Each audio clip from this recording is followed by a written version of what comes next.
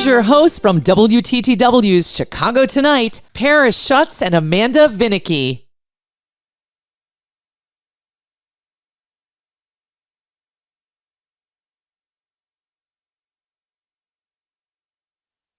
iPad, computer. On your TV, maybe? You can do all sorts of cool things with that, right? This is Amanda Vinicky, by the way. Hello! And I'm Paris Schutz. And we did this last year, and it was a lot of fun, so we decided we'd do this again this year for the 65th annual Chicago Midwest Emmy Awards. A lot of Live on the red carpet, and there Amanda. is an actual red carpet. They tape, and they have red tape that they tape the red carpet with. We're classy like that here at the Emmys. So we have to dispense with some quick facts here. There's 345 total nominees, 945 total entries, 78 categories, 8 TV markets here represented: Chicago, Midwest, Peoria, Rockford, Milwaukee, all those great cities. Quad cities, I think? I don't know. Quad Cities has good pizza, whether or They not do. you're represented. Great pizza. Good bars there, too. And a nice river, the Mississippi. Number of entries up 13% from last year. Thanks, everybody, for spending all that money and submitting your wonderful That means work. more competition. It means so, more competition. I mean, I'm not saying that last year's awards weren't worth anything, but No, your no, award no. this year is perhaps worth even more. So that means the total running time is 276 hours. That's a lot of video to judge. That is a And- lot. And as somebody who has judged entries before for journalism contests, it's a lot of work. You really have to pay attention to the minor details, figure out what separates the best from the rest. Mm-hmm. It's tough. I really don't know what the formula is, Amanda. If you have like kind of a checklist. I don't think there is a formula. It's an art, not a science. It is. It is an art. Speaking of art and science, we have our first two winners. The first of many tonight, y'all. First two Stick winners around. tonight. So we have Sunaina Badoni from Notre Dame, and Sunaina won the Best College Student Production Nonfiction Short Form. And with us is also Sarah Kate Boylan, who is the mother of the subject in this documentary. Welcome. Congratulations to both of us. Thank you. We're really To both of you. Not us. Both of us. Can you begin? Why don't you tell us a little bit about what this documentary is about? Yeah, so this doc is about Lily, who is Sarah Kate's daughter, and she has lived with epilepsy her entire life from 5 weeks old and had up to 50 seizures a day for 7 years of her life. And Sarah Kate was, telling us about how many treatments they tried and, nothing was working. And so they decided to give her non-psychedelic medicinal mushrooms just to kind of clear the fog from the pharmaceuticals that they would have to give her. And she ended up being seizure-free ever since. It worked. Yeah, it worked.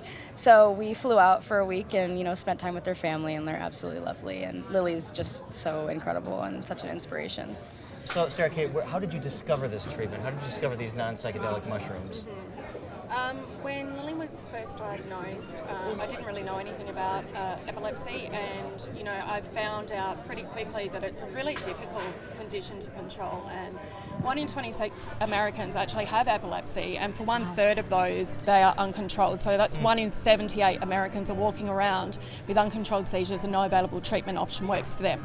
Unfortunately, Lily fell into that category. She has a severe form of epilepsy that's called intractable seizures, and she failed every available treatment. So I spent her whole life really trying to find the answer to her condition when mainstream medical really failed us. And my background actually is intelligence analyst, and research is my capability. And I started researching mushrooms when there was a renaissance of psychedelic research coming out. Not with the premise to give Lily psychedelic mushrooms, but I was excited what I was seeing for brain conditions, and I put that research aside and started really researching non-psychedelic mushrooms with the hope that I could find some that potentially could give Lily a better quality of life. Not really with the understanding that it was going to really be incredible for her, and we gave Lily these mushrooms. And she went 9.5 weeks seizure-free. Then she went 2.5 months seizure-free. And how often had they been happening before This that? is a girl who suffered from up to 50 seizures a day her entire life. Oh my goodness. Her seizures had gotten so bad that we were using rescue medicine up to 3 times a week. She was declining, and I was really frightened. When this happened, I felt a very strong drive and obligation to get this information to the people.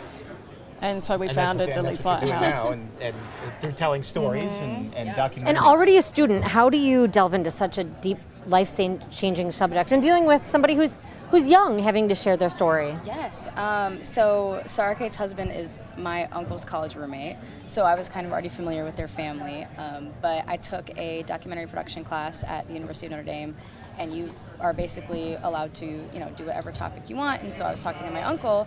He was like, "You should do it on the Boylan family, and go see if they're like open to it." And of course, they were so awesome and welcoming to us. And my doc partner and I, Chloe Stafford, we flew out for a week and spent time with their family and just kind of like followed Lily around and saw what she was like. And she's such a bright young girl. She's so fun to just spend time with and get to know. That helps to resonate in the documentary. Well, congratulations to you. What a career ahead of you, I am quite sure. so, yeah. And to Thank Lily as well. What a Congratulations. Best to heroic Lily. mom. Thank you and so to much. the research that you're doing. Thank you. Yes, Can help a lot of people. Very, very excited about a mushroom therapeutic for epilepsy, and we partnered, with the Realm of Caring and Unlimited Sciences, and we're doing a retrospective study right now.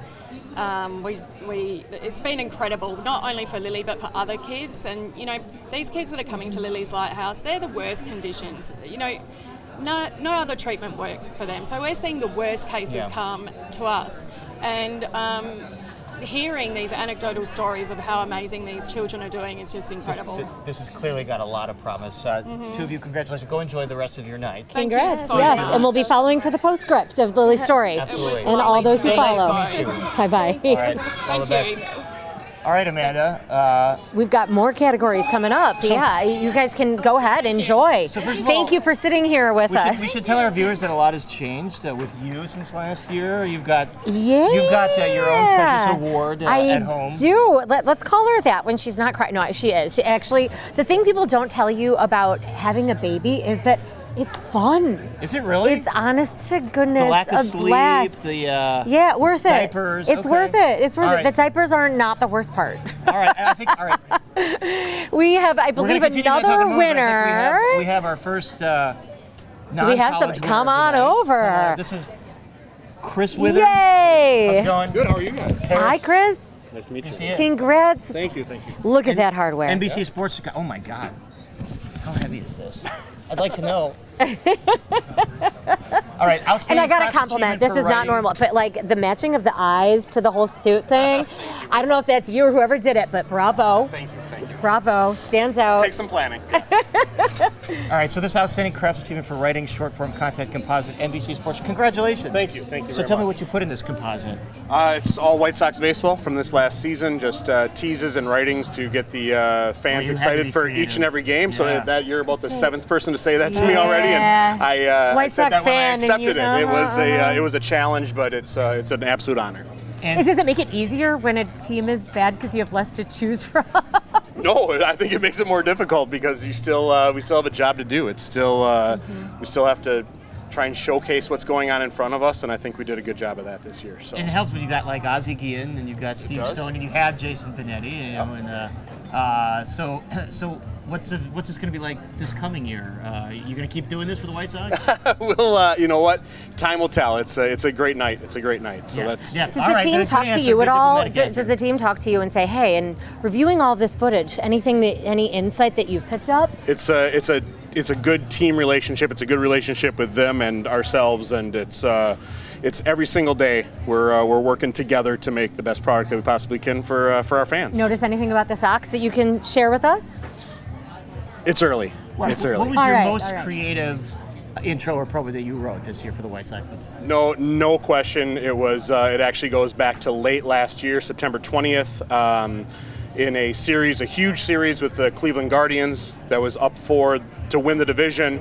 And as a huge Dateline fan, to have Keith Morrison voice a script of mine, we did a whole entire tease, kind of with a Dateline theme, with a theme with Keith Morrison as the voice.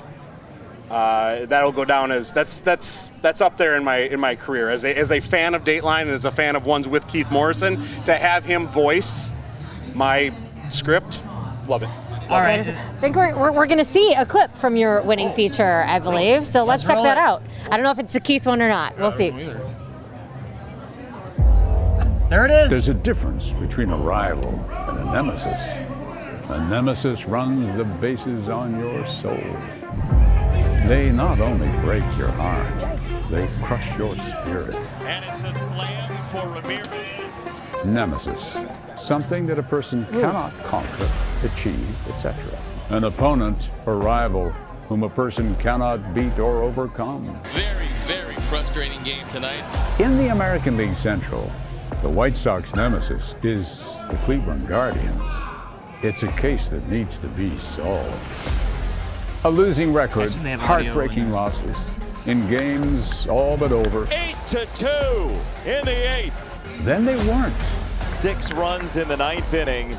Josh Naylor surges Cleveland to a victory. Because a nemesis not only stands in the way, they refuse to move. The Sox take the first lead. As these two teams have such divergent paths for new acquaintances, it's already clear why they disdain each other. They don't perceive what they hold in common. Home run number 5 for the Sox today. Makes me want They summer. just see another team standing in their way. Already. Tonight is where moves are made. In one of the last divisions needing to solve its mystery. Just 15 games remain before the winner's true identity is revealed.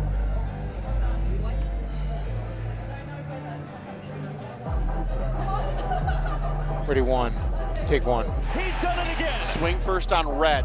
Ground ball. Rizzo can't get it. Ready, 4, clean. Take 4. Yellow's next. It's finally over. The Sox have done Yellow. Dissolve yellow. Take 2. 5, 4, 3, 2, 1. We're back. Go ahead. Makes you feel like you're there. A friend or foe, Incredible record. it only has one way of talking to us. It moves forward continuously and relentlessly, much like the new pace of baseball in 2023. Of course, this. There's your handiwork, Chris. Congratulations. You got Morrison here to Chicago to do this, huh? I did, yes. Well, it was a team effort. John Shipman and the rest of everybody at NBC Sports Chicago. It was a team effort, but honored. That's the bottom line. Well, congratulations. Hit a home run there. Made me feel like I was part of the nice. action. I like that Ooh, bet. yeah. Worked well. Thanks. Very nice, very nice. Congratulations again. Thank you. All right, And enjoy go your night. Sox. Thank you. All right. All right, Amanda. Are you going to be U.S.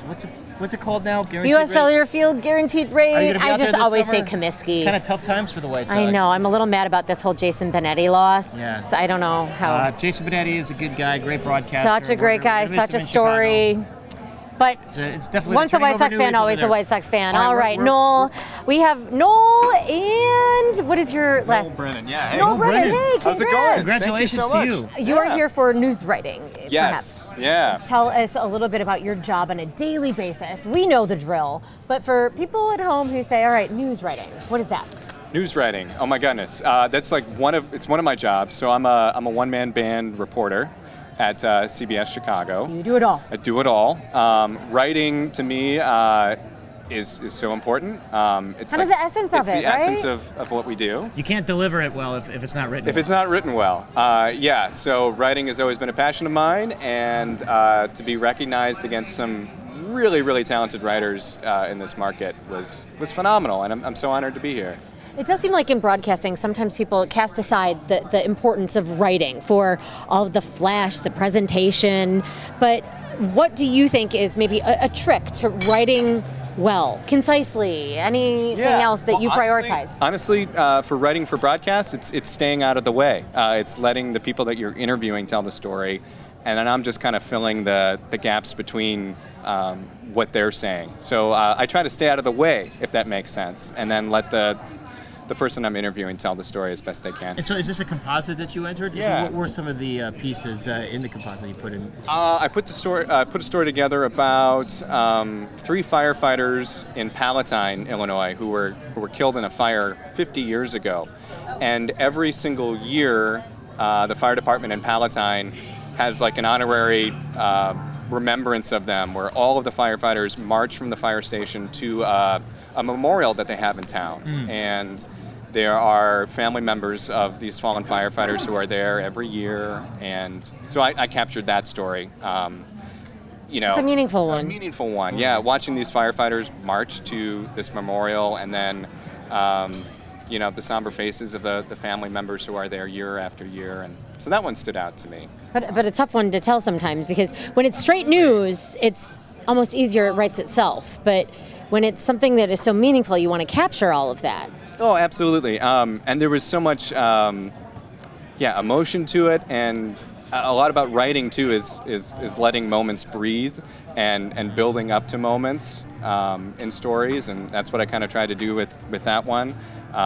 There were bagpipes playing, and so part of writing is putting those moments in too. For just letting moments breathe.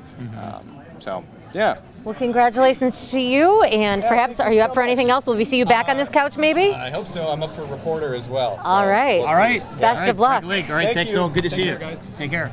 Looks like a minute we have to toss a break right now. All right. So the sponsors can do their thing. We'll let it breathe. Yeah.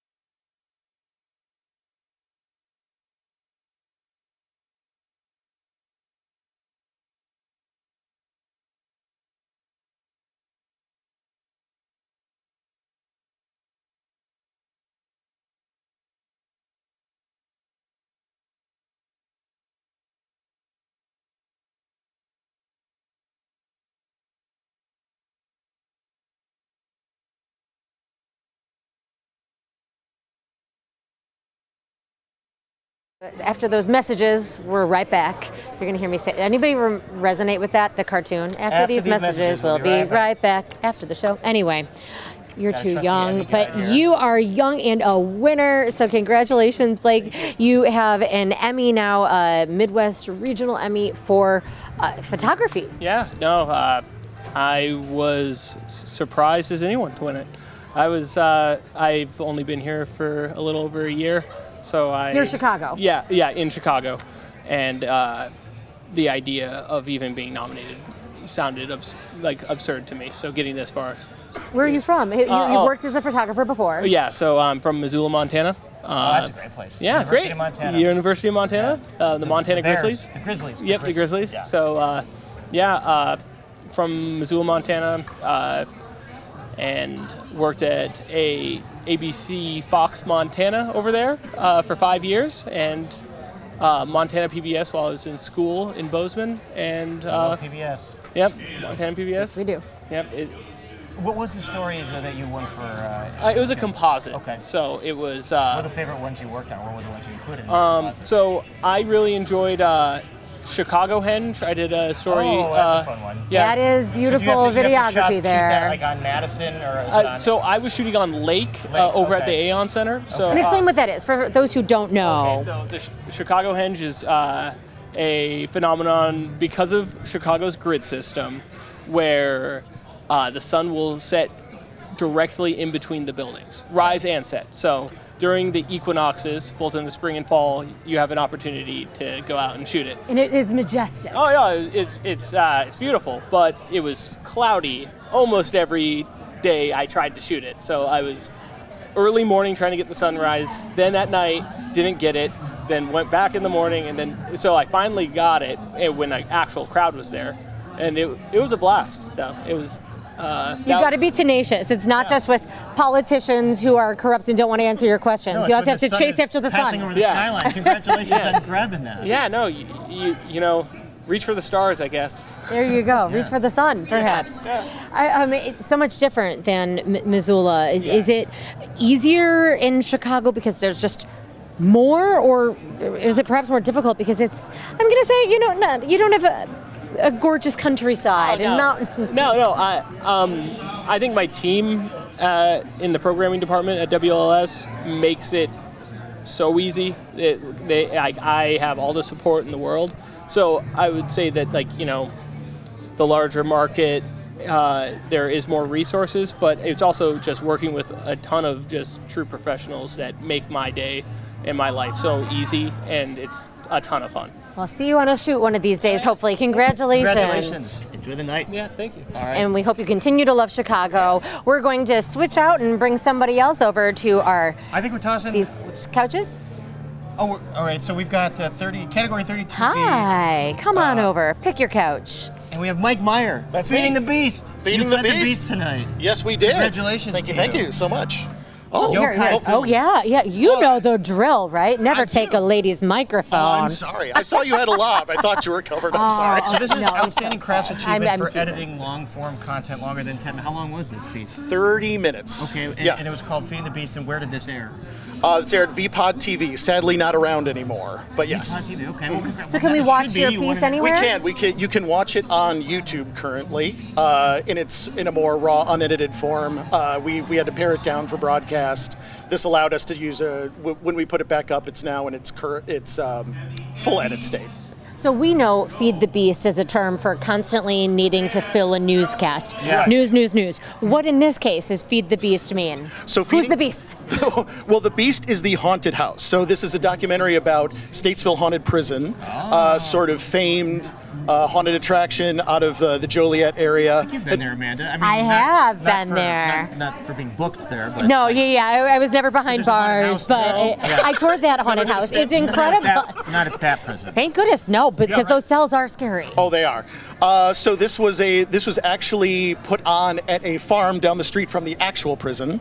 It had been there for 25 years up until 2021, and we had been covering it for about 10 years, just internally, and then it closed, and we figured, why don't we make a doc about the entire history of this place? Wow. Yeah. So.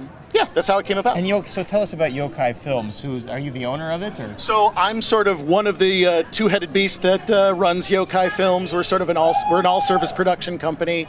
Do everything from narratives, corporates, documentaries, what have you. All right, Beasts everywhere. Beasts everywhere. Whatever beast you have. You got to feed the beast here with a film production company. We're going to watch a clip. I think we have a clip of your winning Feed the Beast entry. Let's check it out.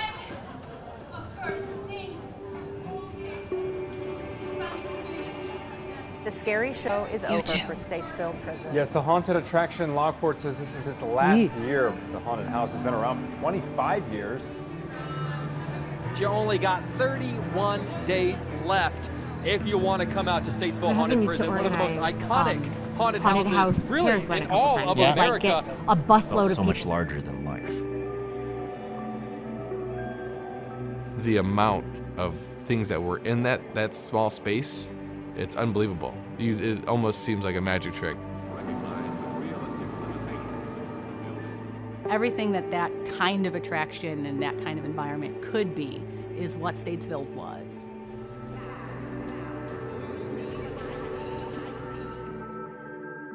I'm glad that I found this place, because I would have been in a lot of trouble if I didn't.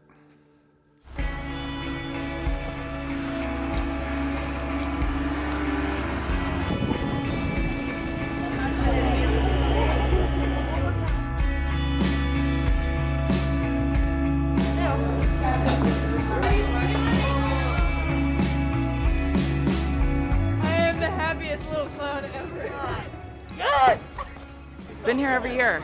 It's like a nice little family that I've had for the last 20-something years. How many years is this for you again, then?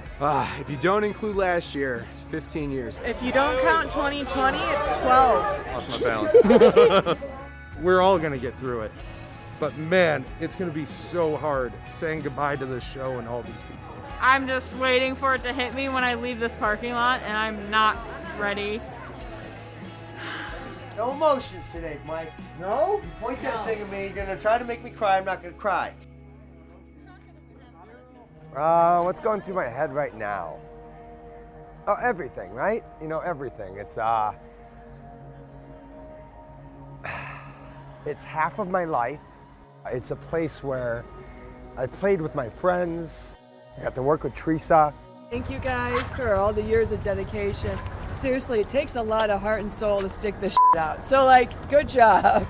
10 years of producing shows with my baby brother and 23 years of playing with him here. I got nothing. I'm the only one I think that's excited that this is the last night. I'm about to escape Statesville. I said a little bit about this before. I know that the easy emotion here to fall into is sadness because this is familiar. Because this has been part of our friendships, our family, our everyday. So I know this is the end of this chapter, but it is very much the beginning of our next chapter. So let's bring it in. 1, 2, 3, what's next? Don't make me cry, old man.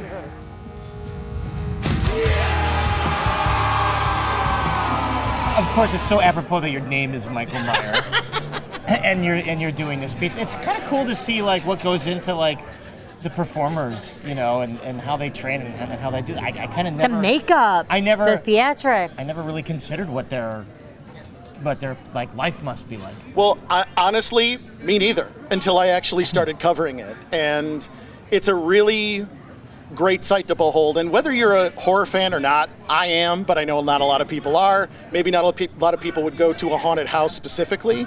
But to see the behind the scenes, the more, I guess, wholesome aspect of it, where, you know, kids are given a place to express their creativity and they're given a huge platform to do it. Like, I think that's pretty universal, whether you know, like scary stuff or not. Absolutely. The opposite of scary. The opposite of scary. There we go. Total creative art. All right, Well, Michael thank you Meyer. so much. Thank it was you. a pleasure, and congrats. Enjoy that Emmy. Thank you so much. Nothing scary about that one either. No, go scare some more people. Will do. Tonight. All right, Thank you take so care. much. All right. And coming up, Paris. I think we have a very special guest. Yeah, we have a big about to join shot. us. We have Yes, a big shot. Come on over. Yes, that is you. Yes, yes. Hello. What an entrance. Shuffling right in. Yeah, I didn't practice. It's the Emmy I shuffle. know that I got the heels and the whole thing. It really is. I think we'll all just do that. I'll just shuffle in. You try it, Paris. In solidarity. But I saw you on stage. You were not only on the couch, but on the big stage. Yes, presenting the student awards. Yes, the Collegiate Awards. So this is part of why you do this, I'm assuming. You are the vice president of the Regional Emmy Academy. Correct. What does that work mean? Tonight is the big night where people know the name Emmy, but there's so much more that goes into it. There is definitely so much more that goes into it. There's an entire board of governors who works tirelessly all year to ensure that not only does this production go well, but that we put on workshops, that we are aiding journalists, that we are helping provide information and resources. And for students, there's a whole section, there's a whole committee that is dedicated to mentoring and encouraging and working with students throughout the entire year. So it was an honor to be able to present this year's nominees and winners. So congratulations to all of them. And so we do a lot all year long. We've got a workshop coming up on November 18th. What's this one? That is particularly about safety in the field.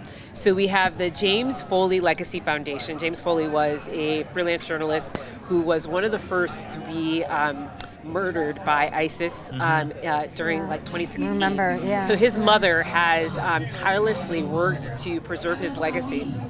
So she is joining us along with some other newsroom leaders to talk about how you can stay safe in the field regionally, locally, and like during weather situations and also protests and things of that nature. We're living in a crazy time right now, and for journalists in particular. Don't we know it? So we're doing everything that we can to make sure that we let everyone know from every market size how they can stay safe. It's so much more than just war overseas. It literally can be just people that aren't happy seeing a camera crew. For sure. Listen, like there are certain neighborhoods where they're overwhelmed and they feel like people only come when there's a violent situation, right? And so the narrative that is presented is not what our true intent is. And so this workshop, the aim and the goal is to make sure that we provide journalists with the tools to understand what to identify and how to move through situations. You might not even think that a weather situation may be dangerous for you, but that also can be very dangerous, right? And turn on a dime. Exactly, and just what to do if you're MMJing in a smaller market and you're not quite sure if the area that you're in is safety, how to handle yourself, how to be careful. MMJing it can be a dangerous proposition sometimes because you're operating the camera, you're doing the interview, and you aren't aware of your surroundings. You're not looking at your peripheral, for sure, Yeah. right? And so this workshop aims to help aid journalists and documentarians and producers and photographers with the skill set and the knowledge of what to look out for, but also how to protect yourself. It's not like a combat workshop, it's virtual. In the Emmy booklet, there is a QR code that you can scan to register. It's free, it doesn't cost anything. If you're trying to figure out online how to join, you can just go to chicagoemmy.org and you can go to the workshop tab and register right there. So much going on, except for we are here for the big awards night, and it's more than just showing off beautiful dresses. Beautiful gowns. And I mean the tuxes. Some people have some kind of awesome.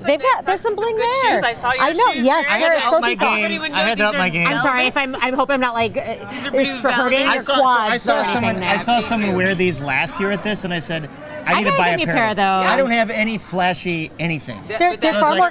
He gets it more comfortable than we do, huh? Yeah.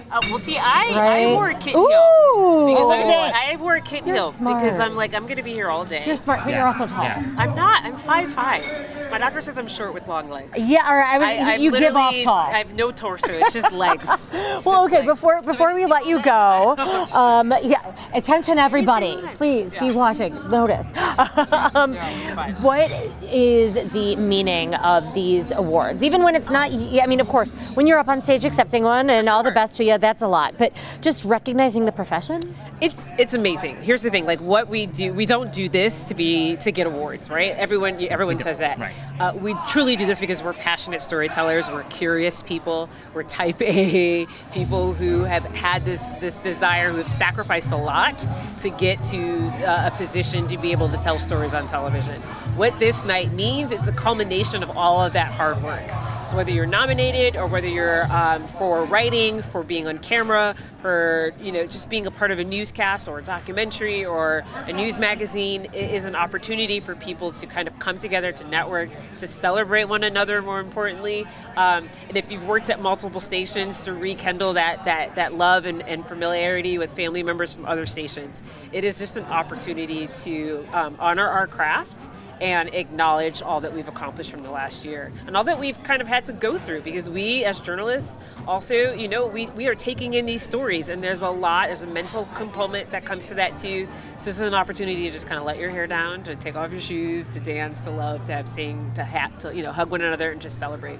Well, I hope and to kind of be fabulous, I think. Yes, yeah, I think. News people love to deck out and be fabulous. When everyone loves to deck out and be fabulous. Yeah. Well, so you go be fabulous. Yeah. Thank you for spending some time with us. Of course, I'm so happy to chat with you as Yeah. well. Thank you so Have much. a great night. Bye. Enjoy. Thank you.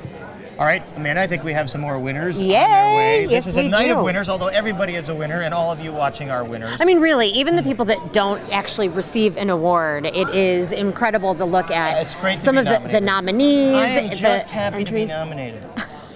I really mean that. Paris really is. I really mean that. Yeah. What are you nominated for again, Paris? Please vote for me. What Weekend is it? Review, and then part of the team for Chicago Tonight. Part of our you're team. nominated for the assault weapon story. that Yes, you did. I am. I All hope you win.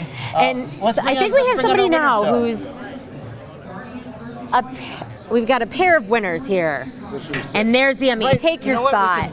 We're gonna put Wherever on you either like. side of you. Thank you. Absolutely. Yes, What's please. your name, sir? My name is Timothy Powell.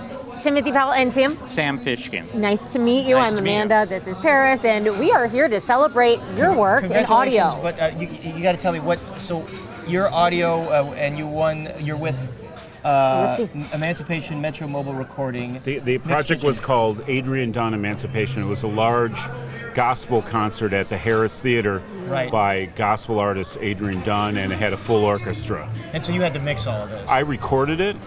And I mixed it. He mixed it, and So our our other winner, Andrew Twist, unfortunately is not here tonight. He has a family member who's ill, and he did editing He and helped out with fixing. our You did this with HMS All the best to his Media? family. So how many mics did you have to use for an orchestra? and for the- 65, 60, I 70? think- No, there were more. Because we had the room mics. It was We were at- 72. Yep. So 72 tracks that you're keeping track Yes. of. Exactly. Yeah. How does one keep track, ching, of that? Ching. Well, Tim is the master of multi-track live, and without him, we would have had terrible audio. I couldn't have mixed it if it wasn't recorded well. And so, thank you. And it wouldn't have sounded well if you didn't mix it. There you go. And You can't have one without the other. No. Exactly. And so Is it literally on the screen though? Every mic gets a different color, or how do you keep Every track mic of gets that? its own track. At some point, yes, I do kind of color code them, but not every track. Just Okay. we had an orchestra. The winds and Right, we had winds, we had strings, we had 16 singers, we had soloists, we had drums, bass. A full gospel rhythm section. Full section. Where did this air?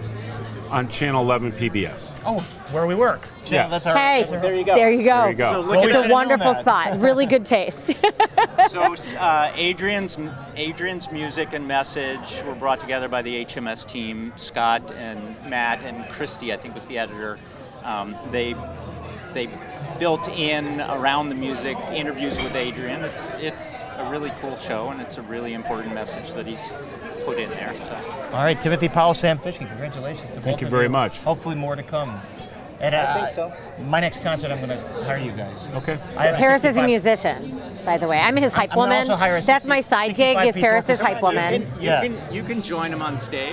I don't think he wants that, but thank you. I'll intro. Anyway, all right. Congratulations, you guys. There Enjoy we the go. I rest of can your MC. night. That I got down. Thank you. Nice Congratulations to you, All right. Sam. Lovely to Nice meet to meet you. you. Congratulations. Thank you very much. And congratulations to you. That is really hard work. It is a lot to keep track of. So much. I cannot fathom. As a radio person in my previous life, just knowing Audio was what to your keep life. track of. And Christy, hello. Thank you. Yeah, we'll take this. Yes, that's wonderful. Hi, Christy. Nice to meet you in Paris. I'm Amanda. So, Christy Stone, everybody, and you are with WGN 75th anniversary. I That's watch been all an of amazing WGN series. and You have guys been have been seeing doing a so great much job. looking back to these archives, right? Yes, thank you so much. Yeah, it was great. We went through every single logo that we've ever had since the beginning of WGN, and I asked each artist on our team to give it its own spin. Minimum of 2. We drew from a hat. Everybody did their own interpretation of it. It's a great way to bring it Well, you back. drew from a hat. Yes, we drew each old logo from a hat. Each designer did. Oh, and then okay, each designer had an interpretation of it for now. We put it all together and came with an awesome piece to honor our legacy and where we are today. So we should remind our viewers that this category 27 Outstanding Craft Achievement for Graphics Arts, Motion Graphics, Art Direction, Set Design. So was mostly what you did, was it graphic arts? Was it? Yeah, so I'm the art director, and I At WGN? At WGN, yep. And I asked everybody on my team, including myself, to participate. What year did you get? What's that? What year did I get? logo? I don't even remember because I did so many. I was excited about it. I think 5 of those are mine, and then a couple of the other people had done a couple more than just the 2, which is why they were on the award as well. But yeah, it was really great. And looking back at WGN's past, what does it have you thinking about in terms of its future? There is so much more that you can do with No graphics. more Tom Skilling. No more Tom Skilling. Do you We're have to going to do his celebrate graphics? him now. Yeah. Yes, That's we gonna do be Tom next Skilling year's graphics. Emmy, You perhaps. saw our new weather design, Yes, right? yes. Saw that. Yeah. No, we're going to do a lot for Tom in February because we've got him for most of the winter here, but we've got some. For when you really need the weather info. Exactly. We've got some pretty big plans for him leading up to the end of February. Yeah. Well, congratulations to you, Christy. It is wonderful to see you. I think I follow you on Twitter, and you're a good cartoonist as well, or something. Or I think yeah, there we are. That's it. I knew it was art. I knew it. Christy, we're going to show a clip. Oh, let's see it. Let's see it. 75th anniversary. This program originated in Chicago. This is WGN. Television 9 in Chicago. Chicago's very own WGN Channel 9 Chicago. This is WGN, Chicago's very own. This is WGN Television 9 in Chicago. This is WGN Channel 9 Chicago.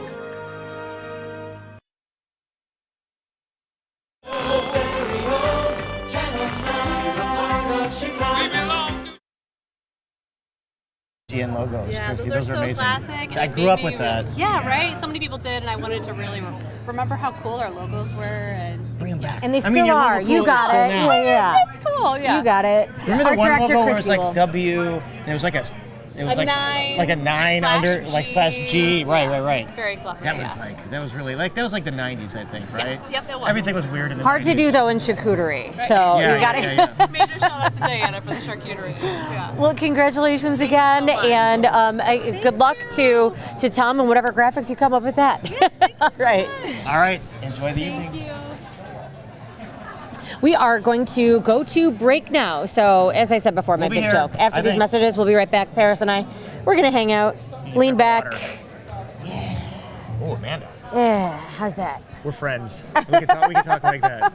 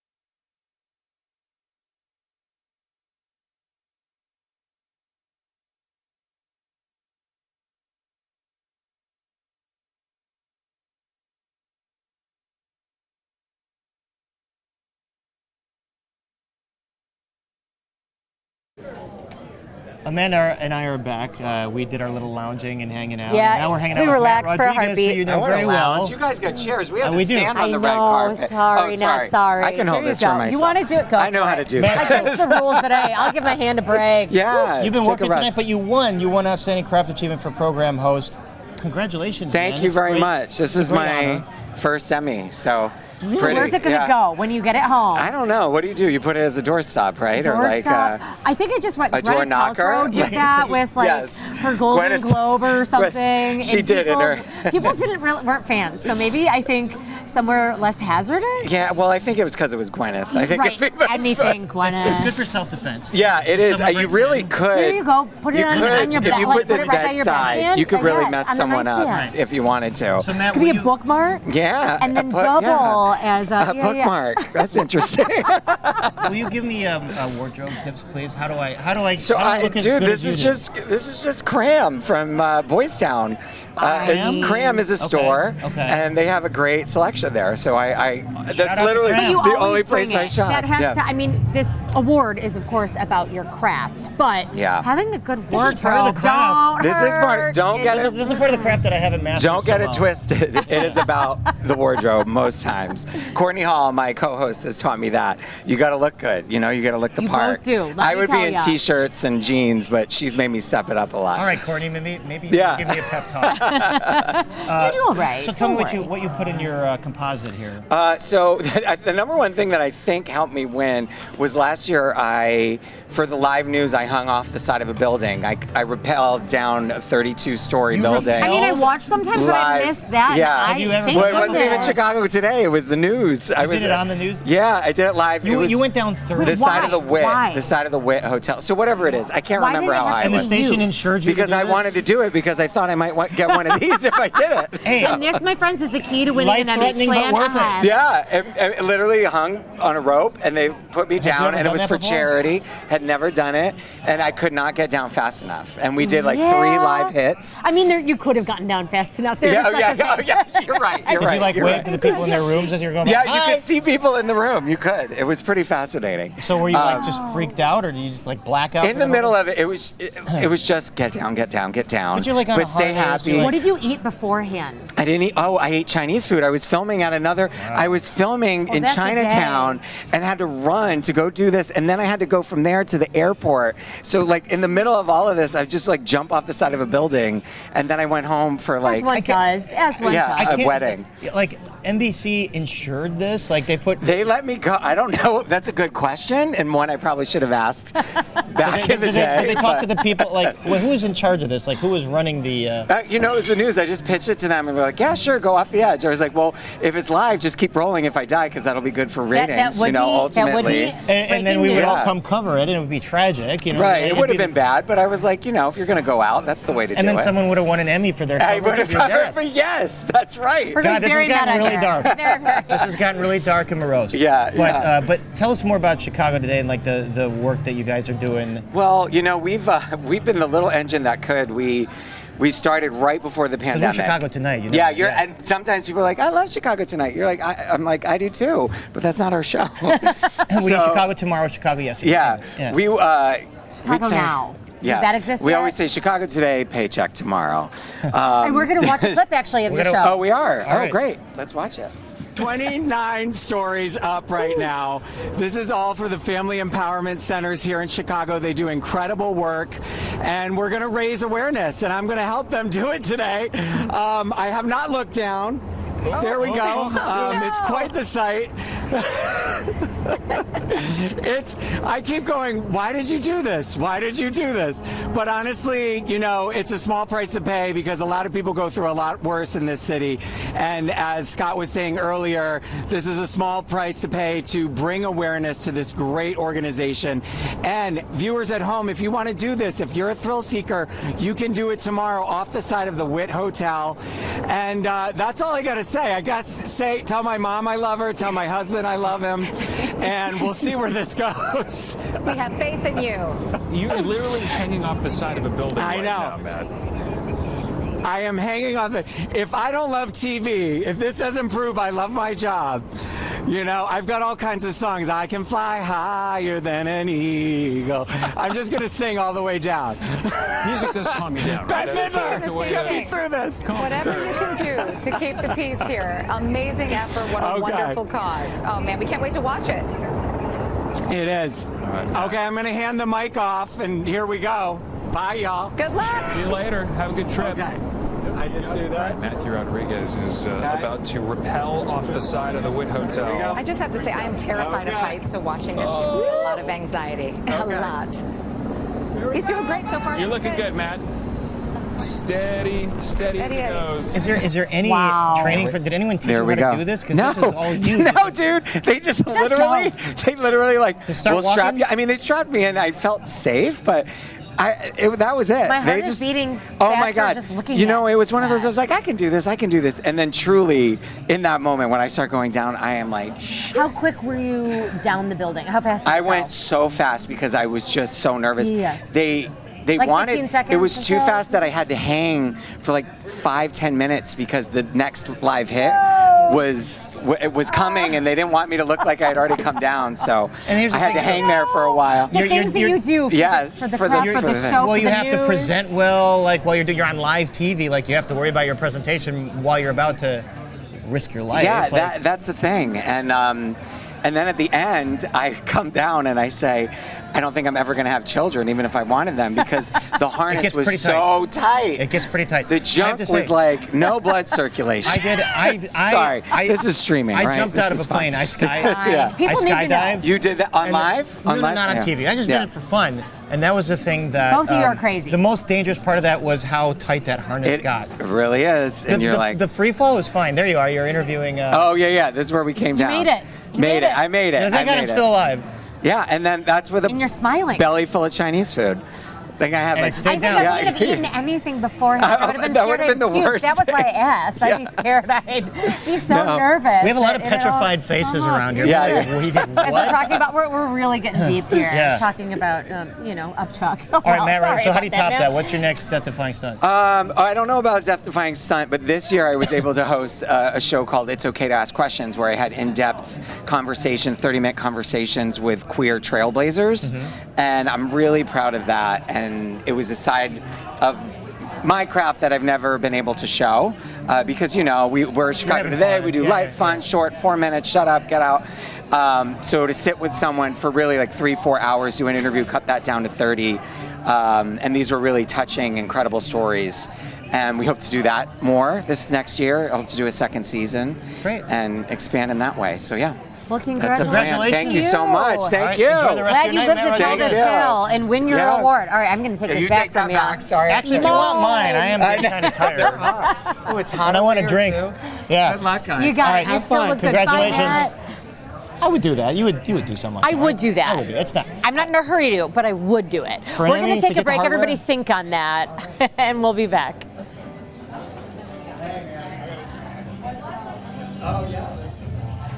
Yeah. What defines an artist? Perhaps an artist is defined by the difference they impress upon the world. And when that impact is paired with a truly noble cause, our mission is not just to create, but to point the world toward that which is good and true, through images, music, and stories that are inescapably beautiful. Hey, it's me, your vacation. So Christmas is my time to shine. But I can't shine at Aunt Darlene's house. If you want Christmas magic, you gotta give me more to work with. Give me a wonderland with incredible Christmas shows, enchanting train rides, and spectacular lights. Oh yeah, a vacation could get used to this. Who wants to be home for the holidays? Take me to Branson for an Ozark Mountain Christmas. Oh, and bring Aunt Darlene. She'll love it.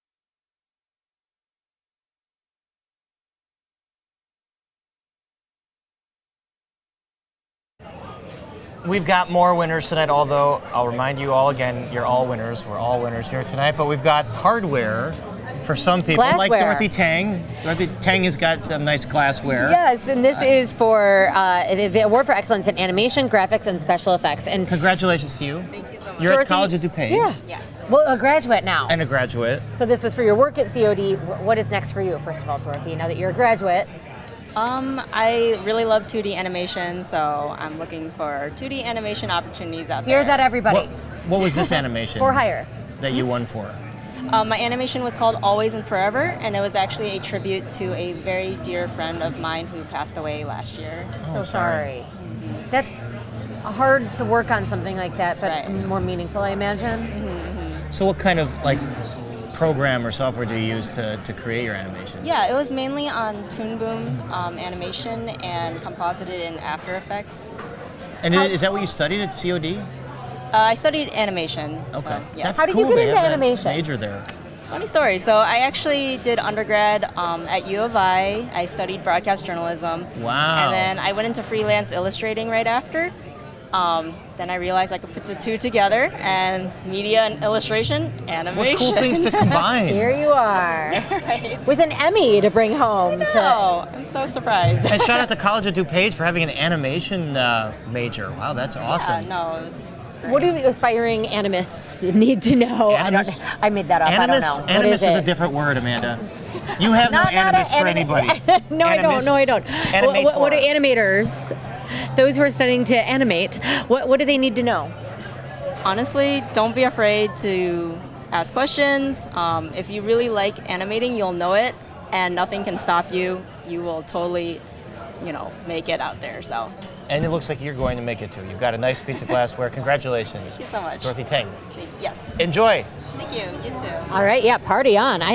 What we should ask before you go, is there anywhere that people can see Always and Forever? Is it Always and Forever on the internet? Yes, actually, it's on my YouTube channel. So if you look up Always and Forever, it's up there with College of DuPage on there, I believe. So you'll Dorothy find Tang, T-E-N-G, everybody. Check it out. I plan to do so. Congrats, and I'm so sorry about your friend. But what a art, what a though. tribute. Turn it into a good thing. Congratulations. Thanks. Thank you. All right. Take care. Yeah, you can go ahead. Be off with. I mean, we don't want enjoy. you to leave. Yeah. All right, we have another great winner coming. To Joyce.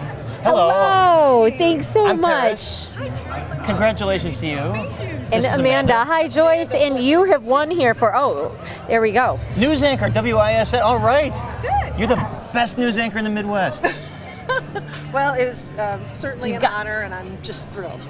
What does it take? I'm asking everybody sort of about their profession, and so I want to know, some people might misunderstand what it means to be an anchor and think, okay, it's just reading. So much more than that. Right. Well, I was really thinking about what I was going to put in my entry, and it's all, there was breaking news. So you have no scripts in front of you, right. No producer telling you what to do next. You just have to figure out, know the story well enough, and have the ability to ad-lib about it enough. It was just it sounds professional, polished. Mm-hmm. In a variety of settings, too. There's breaking news. I did field anchoring in my entry, as well as questioning a politician, which, as you know, can be a little difficult at times. And then they're not always keen to be upfront, right, huh? Right. And then the lighter things that we do, Summerfest, which is a big music entertainment show in. We're big Summerfest fans. I'm a big Summerfest fan. Fans, so, okay. and then I think the part of anchoring that is the hardest is also the most fun, like you talked about, when you don't have a script, when you have to just kind of connect with the viewer, you have to be clear and communicate information to them. What kinds of stories did you put on your reel? Well, you are probably familiar with this for all the sad reasons. Waukesha is a suburb of Milwaukee, Right. and a few years ago during our Christmas parade, someone drove down the middle of the parade, killing 6 people, injuring more than 6 dozen others.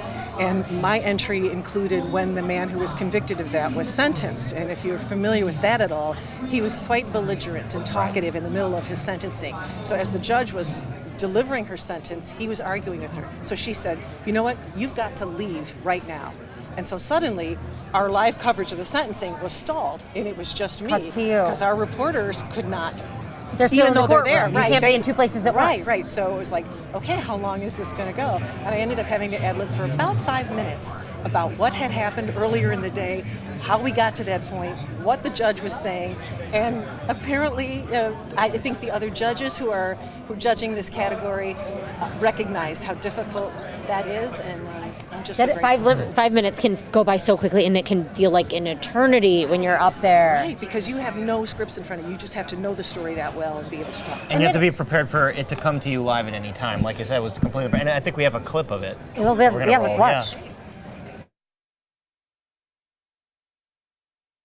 More back and forth between Mayor Lori Lightfoot and the governor of Texas, Greg Abbott. Lightfoot, of course, asked Abbott to stop sending migrants to Chicago. The city says in just the last week, Texas has sent more than 200 migrants each day to the city, and more are expected in the coming days. On Monday, Governor Abbott had this to say in responding to this whole thing. This is not a Texas problem.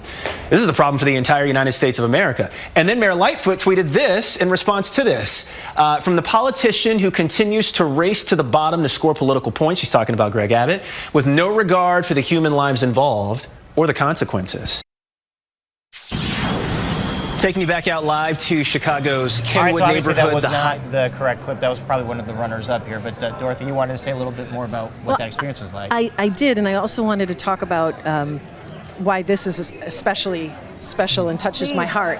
And it's because I won my first Emmy for anchoring in 1997, right after my third child was born. Wow. So I remember coming home with the statuette and scooping her up in my arms and doing my happy dance with her because it was so special. That's so wonderful. And talk about full circle. She's here with me tonight. And tomorrow, I get to go babysit my brand new granddaughter, who was born 2 weeks ago. And I'm going to scoop her up, and I'll have this one, and I'll do my happy dance with her. I hope you have pictures with both of these, and you can pair them next to each other. That's a great idea. There you go. I mean, oh my gosh, how incredible. Life-changing moments tonight and tomorrow. What a responsibility you have. Milwaukee's a great news town, a great town in general. You have 2024, you have an election coming up. It's going to be a swing state. We're hosting the RNC. The RNC. So you've got a lot on your plate coming up in the next year. We do, and we always rise to the occasion. And I do want to give a shout out to all of my colleagues at WISN. I'm so honored to be working there. The skill that everyone does their jobs with makes my job easy. And this is what I was talking about. There it is. There it is. It is a team effort. It all matters. You can't look good if the reporters don't put you in a position, and vice versa. You help them to look good by handing things off, asking the appropriate questions. Absolutely, and the director's making us look good. The graphics, and I have to say that is wonderful about the Emmys, and is that we are recognizing not just the talent in front of the camera, but so much that is done behind the scenes and how it all comes together. 100%. But anchoring it's a special role in the community, I think. And Paris would know. Yes, Paris is our anchor at Chicago Tonight. Mm-hmm. But I know that you probably really relish that role to get to connect to people, to get to maybe give them some kind of comfort because you're providing them information and you're kind of connecting everybody together. Absolutely, and I am embarking on my 34th year of anchoring in Milwaukee, so I am so grateful to the people of Milwaukee for accepting me into their homes every night and continuing to turn to me, and I don't take that trust lightly, and I'm just so part of it. Overwhelmed. Congratulations. Part of being an anchor, people feel like they know you, and I feel like I know you a little bit. Congratulations to you. We'll see you at the Piggly Wiggly stage at Summerfest next year. All right. Or at the Piggly Wiggly itself, maybe. Or at the Piggly Wiggly itself. Right. Bye. All right, take care. Have a great evening. And now we have another winner. Coming on over. Join us, please. Oh, Alba thank Ramon. you. How are you? Yes. Nice to meet you. Hi, nice to meet you. I watch all the time. Amanda Good to see Vinicky. you. Yes, hello. Congratulations. It's been how's your Ours evening is going okay. Yours is better, I think. No offense. Not that this isn't fun, but This was a surprise. I just came here for dinner and drinks, and I got an award, so it's a pretty good evening. Oh, you've been working on that line all night. No, seriously, it was a surprise. I was not. You didn't know you were nominated, or you no, just I knew I was nominated. Okay, but you thought no. Why? Why? Come on. This town and weather anchors. These are all heavyweights. It is a competitive, including yourself. Yeah. It was a busy weather pattern in the last couple of years, and happy that my work was recognized for sure. So what was part of your composite that you submitted? What different weather events that you forecasted? So it was a blend of two things. One would be severe weather and winter weather, and instead of really hitting hard on wall-to-wall coverage when it comes to severe weather or winter weather events. It was leading to the event, which I think 2 or 3 days ahead of your severe weather event, your impact weather event, that's kind of when you really want to connect with the viewer. Make your plans and figure out if you've got to adjust. Exactly. Share the essential messages, how this is going to impact you, from something as small as canceling plans, the evening time, or impacting, people's livelihoods and stuff. So, yeah. Albert, one of the things I think about with meteorologists in the last time with more severe weather is that you, more than anybody, are saving people's lives, basically. I mean, because you can pinpoint tornadoes down to the square block. So there's a lot of responsibility here. I mean, and I just wonder how you handle that and how you sort of feel about that. Well, it's an important part of the job for sure. People are coming to us when they're in a situation where they have a great need for information, and they're, at times their lives are being impacted. So, we take it super, super seriously, both on the streaming channel and also on the network as well. So it's trying to give those warnings without being hyperbolic. Yeah, no hype, just the facts. I've never really subscribed to how sometimes you see it in parts of like Oklahoma City and Texas and stuff, screaming in the microphone. No, these are our neighbors. This is our family. Let's take care of them, just as if I would pick up the telephone and tell mom, hey, there's a storm that looks like it could be producing a tornado. Here's what you and dad should do. That's how I want to communicate that to the parents. That's so much of journalism and news, one of the tenets that we all hold dear, but I think can be hard to practice perhaps in the moment when you're feeling it. And I got to imagine that like all aspects of weather fascinate you, from blizzards to severe weather to heat waves. Talk about the science behind what you do. So it can get quite complicated here, especially in Chicago. This is like a weather person's playground because we literally get it all. We had the Canadian wildfire smoke this summer. We had oh god, that was bizarre. Yeah, remember the days leading up to Christmas? We had 30 to 35 below zero wind chill. We had multiple tornado outbreaks, including the big one that happened late March. We had multiple in July. Right. Snowy Halloween. Snowy Halloween. Yeah. This is crazy weather. No, but the wildfires, it's like, and I don't have respiratory issues, but I did those days. I mean, I had trouble breathing. That was absolutely bizarre. Worst air quality that we've ever had in recorded history. And at one time, it was worse. Even India, even China. It was unbelievable. And so it's a special blend of sharing the news, but also making it digestible, entertaining, and that is perhaps why you are going home tonight with this Emmy. I'm excited about it. Yeah. Congratulations to you. Thanks so much for joining us. Nice to Very meet nice to meet you well. too. Congratulations. All right, you too. You as You well. too. We forecast great things for you. All right. Very good, Amanda. I know. I had to do it. I had to. News I people promised and good times. segues. Hey, everybody, come on in. over. Come on in. All right. So you can sit one person wherever on you this like. couch. Yeah, you go over there so we can see You more get of to this join me. Congratulations. Hey, Henry, how are you? Good to see you, man. Long time no see. Enjoyed seeing you on the field. How are you? Congratulations. So you All right, won let's see for. here. I don't know what you won There for. you go. I know you got outstanding crafts achievement for news anchor. Congratulations. This one. Congratulations, Yes. you guys. Oh my this was a huge gosh. achievement. Oh, I'm so excited. It's my first Emmy. So I'm come from South America. I'm from Chile. So Santiago? Santiago de Chile, Viña Santiago del de Mar, Chile. Viña del Mar, yes. Yeah. So for me, it's really like a dream come true. I didn't expect that. I didn't planning my speech even, and so. Well, you can say everything. We were out everything here. What you did you forgot to say say, you in can your say right speech? here. Yeah. What did you say? I just said things that coming from my heart. So I just let it go. Let it go. Yeah. Enrique, you got a bunch of Emmys, right? Yeah, this is my 10th Emmy. Congratulations. I just gotta say I'm very proud of Ali. I love her so much. She's like a sister to me. Yeah, and she joined our Univision Chicago family a year ago exactly. So what year a way to ago? celebrate your anniversary. Wow. Congratulations. And she's an incredible weather anchor. She truly cares about the community, and she does an outstanding job every single day. So what's it like coming from Chile to Chicago and forecasting the weather here? Oh my gosh, it's such a different experience. Here you have a weather, really like a crazy weather. Yes. The lake effect. You're never bored. Oh yeah, you have a lot of work, but I love to be meteorology. So it's my passion, and I work hard every day to make a very good delivery to the people, the community, the Hispanic community. Yeah. And how about you, when you get something like this, you got 10. Does it mean as much as the first? Thank you for asking that question. I think for me this is very special. I spent the last 3 weeks by my dad's side in the ICU at the hospital in Los Angeles. And to be quite honest with you, coming to the Emmys wasn't even in my mind. He was able to wake up and be alert, and he, using his hands, he said, I want you to fly with your wife to Chicago, and I want you to bring those 4 Emmys. And so I still didn't want to come, but my mom said, you know what, it's your dad's wish, you got to do it. It's for him. So I dedicated this to my dad. So this is by far the most special. It's awesome. And so much of who you are as a person and as a newscaster. Your dad, I know, is very, very proud of you. I owe everything to my parents. So obviously, I dedicated this to my dad, but without my mom, none of us will be here. So, it's been a team effort, and it breaks my heart that I'm not there right now, but I know my dad is happy for me, and eventually I'll go back, of course. He's going to be You're going to go so back and show proud that of too. you. Alex, so who are you dedicating this to? Oh, to all my family, my beautiful and supporting Univision team, to my boss who always trusted me and helped me to be a better professional every day, and hey, boss. We love you. And I think I'm so blessed. I'm a blessed girl. I'm sorry for my English. It's so worse. I'm so sorry. No, I'm working it's not on the worst. It is not. You are great. You are fabulous in every Es way. mejor que mi español. He's good. No. Bien. Felicitaciones. But I gotta say, I dedicated this to my wife on stage as well, because she's been asking me for years, you gotta compete in the anchor category, and I finally listened to her.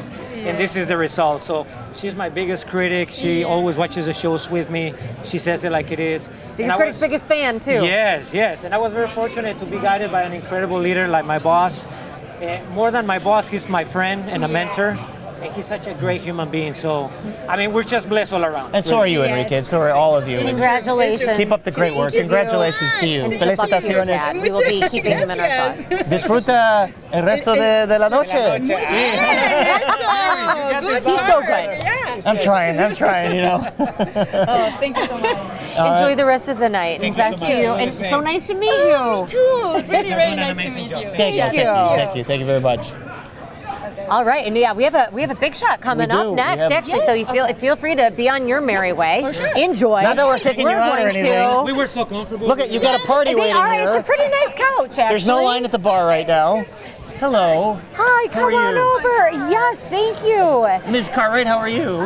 It's an honor to meet you. Thank you for I'm joining going us. to show here for the audience who perhaps isn't here, you are like the main feature of the Emmys booklet. Let's check it out. This is pretty incredible. So you're receiving the Governor's Award You worked tonight. a lot of places in Chicago, including WTTW, in fact. Right.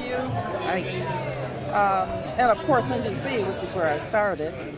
And the great thing about all of this is that I can look at the audience now and I can see the diversity and the strides that we've made, that it's no longer a big thing to be the first. We have many, and multi-language, multicultural. I'm just so happy to be a part of it. And I love the scholarship program because that is so important. It's so important that everyone get a chance to exceed, and you need to have the money. Money is very critical. I could not have gotten my degree at DePaul if it had not been for a scholarship. And that's the way I feel about the scholarships that we give to people here. We help them to make it. And a $6,000 scholarship, while it isn't a tremendous amount of money, it sure helps. Every little That bit can go helps. a long way. And our membership is so gracious. I think all of them realize that, you know what, I got that kind of help, and so I can afford to donate to the Academy Scholarship. And we should tell Fund. everybody, so you're on the board of governors, and you've won the Governor's Award. What is it? And won the Silver Circle Award as well. The Silver Circle was 25 years of service. And but this one is very special because it means that I helped a lot of people do something, and not me alone. Me and the Television Academy helped a lot of these young people who are out here now working and winning awards. We help them to get that degree, and that's the important thing to me. And we need paying it forward. Paying it forward. And diversity is no longer something new. It is here. it is with us, and it's not unusual. It's celebrated to see. and rejoiced. Celebrated. Well, I think in our industry, it's no longer you're the first one who did, or the first African American, the first Hispanic, or the first Asian. Now it's diversity. I loved it. The what I broadcast saw business, it's today. a big part of who we are. I think you see people of all backgrounds, of all stripes in our business, and we all embrace that. It makes in us the all profession and trying stronger. to tell stories of people throughout all of Chicago. Because we have to represent all of Chicago. I have always found this industry accepting of anyone. Even when I first started, and it was, basically not very many people of color, but I never felt discrimination among the people who worked here. They were always open. So I just think it's part of the culture. Why did you first get into this business? Why did you? What was the calling in broadcasting? The calling was to do something different. When I came through school, an African American young lady would be a nurse or maybe a teacher, and I didn't see that. That wasn't the path for you. So when I happened to see an ad for NBC in the paper, they were looking for people in the business department. I thought, why not? So I interviewed with a wonderful lady named Jo Webster, who said, I think you might have a future here. So I came in through the business realm, but wound up, immediately, getting attached to the whole dramatic, and it that is part fun. of it. So from the business background, I wound up producing, probably did one of the first videotape specials ever in Chicago. Now I'm dating myself.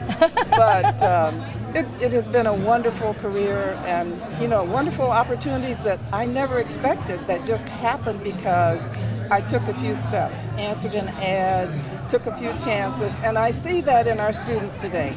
They're willing to take a few chances. They're willing to step out and put themselves out there, and it's really great. And you have a very well-deserved award tonight. Congratulations. to There you. we go, as promised. If we can zoom in, this full page, Carol Cartwright, Governor's Award winner, helping so many people. Congratulations. Thank you to for stopping by. Nice to meet you. Thank you very much. Congratulations. All right, Amanda, you're a couple years away from that silver circle, I think. We both are. Just a I few. mean, 25, 25. not that far You're away, right. We've been in actually. this business longer than we care to say. All right, we're joined not gonna by say it on TV, some more but- winners tonight. We've got David Bussey and Dylan Tarr. Did I get that? Yeah, you got it right. David Close Buss or enough. Buss? Yeah. All right, and so you've won for a commercial single spot campaign. Tell us what the campaign was. Yeah, so it was for MSOE is a college in Milwaukee for engineering, and they have a lot of they're really pushing forward into kind of the AI space. They've got some amazing supercomputers and various things that we got to film and got to work with the students, and just kind of tell the story of how they're pushing forward into the future with that. Cool, congratulations. And what was your role here? So I was a producer and director on this one.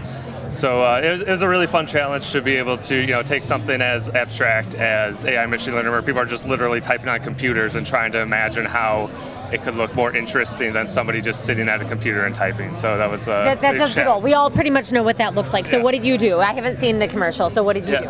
Yeah, so we worked with a director of photography, Spencer Ortega, to really create some interesting environments. Like we brought in LED lights, basically kind of looked like pixels in the background.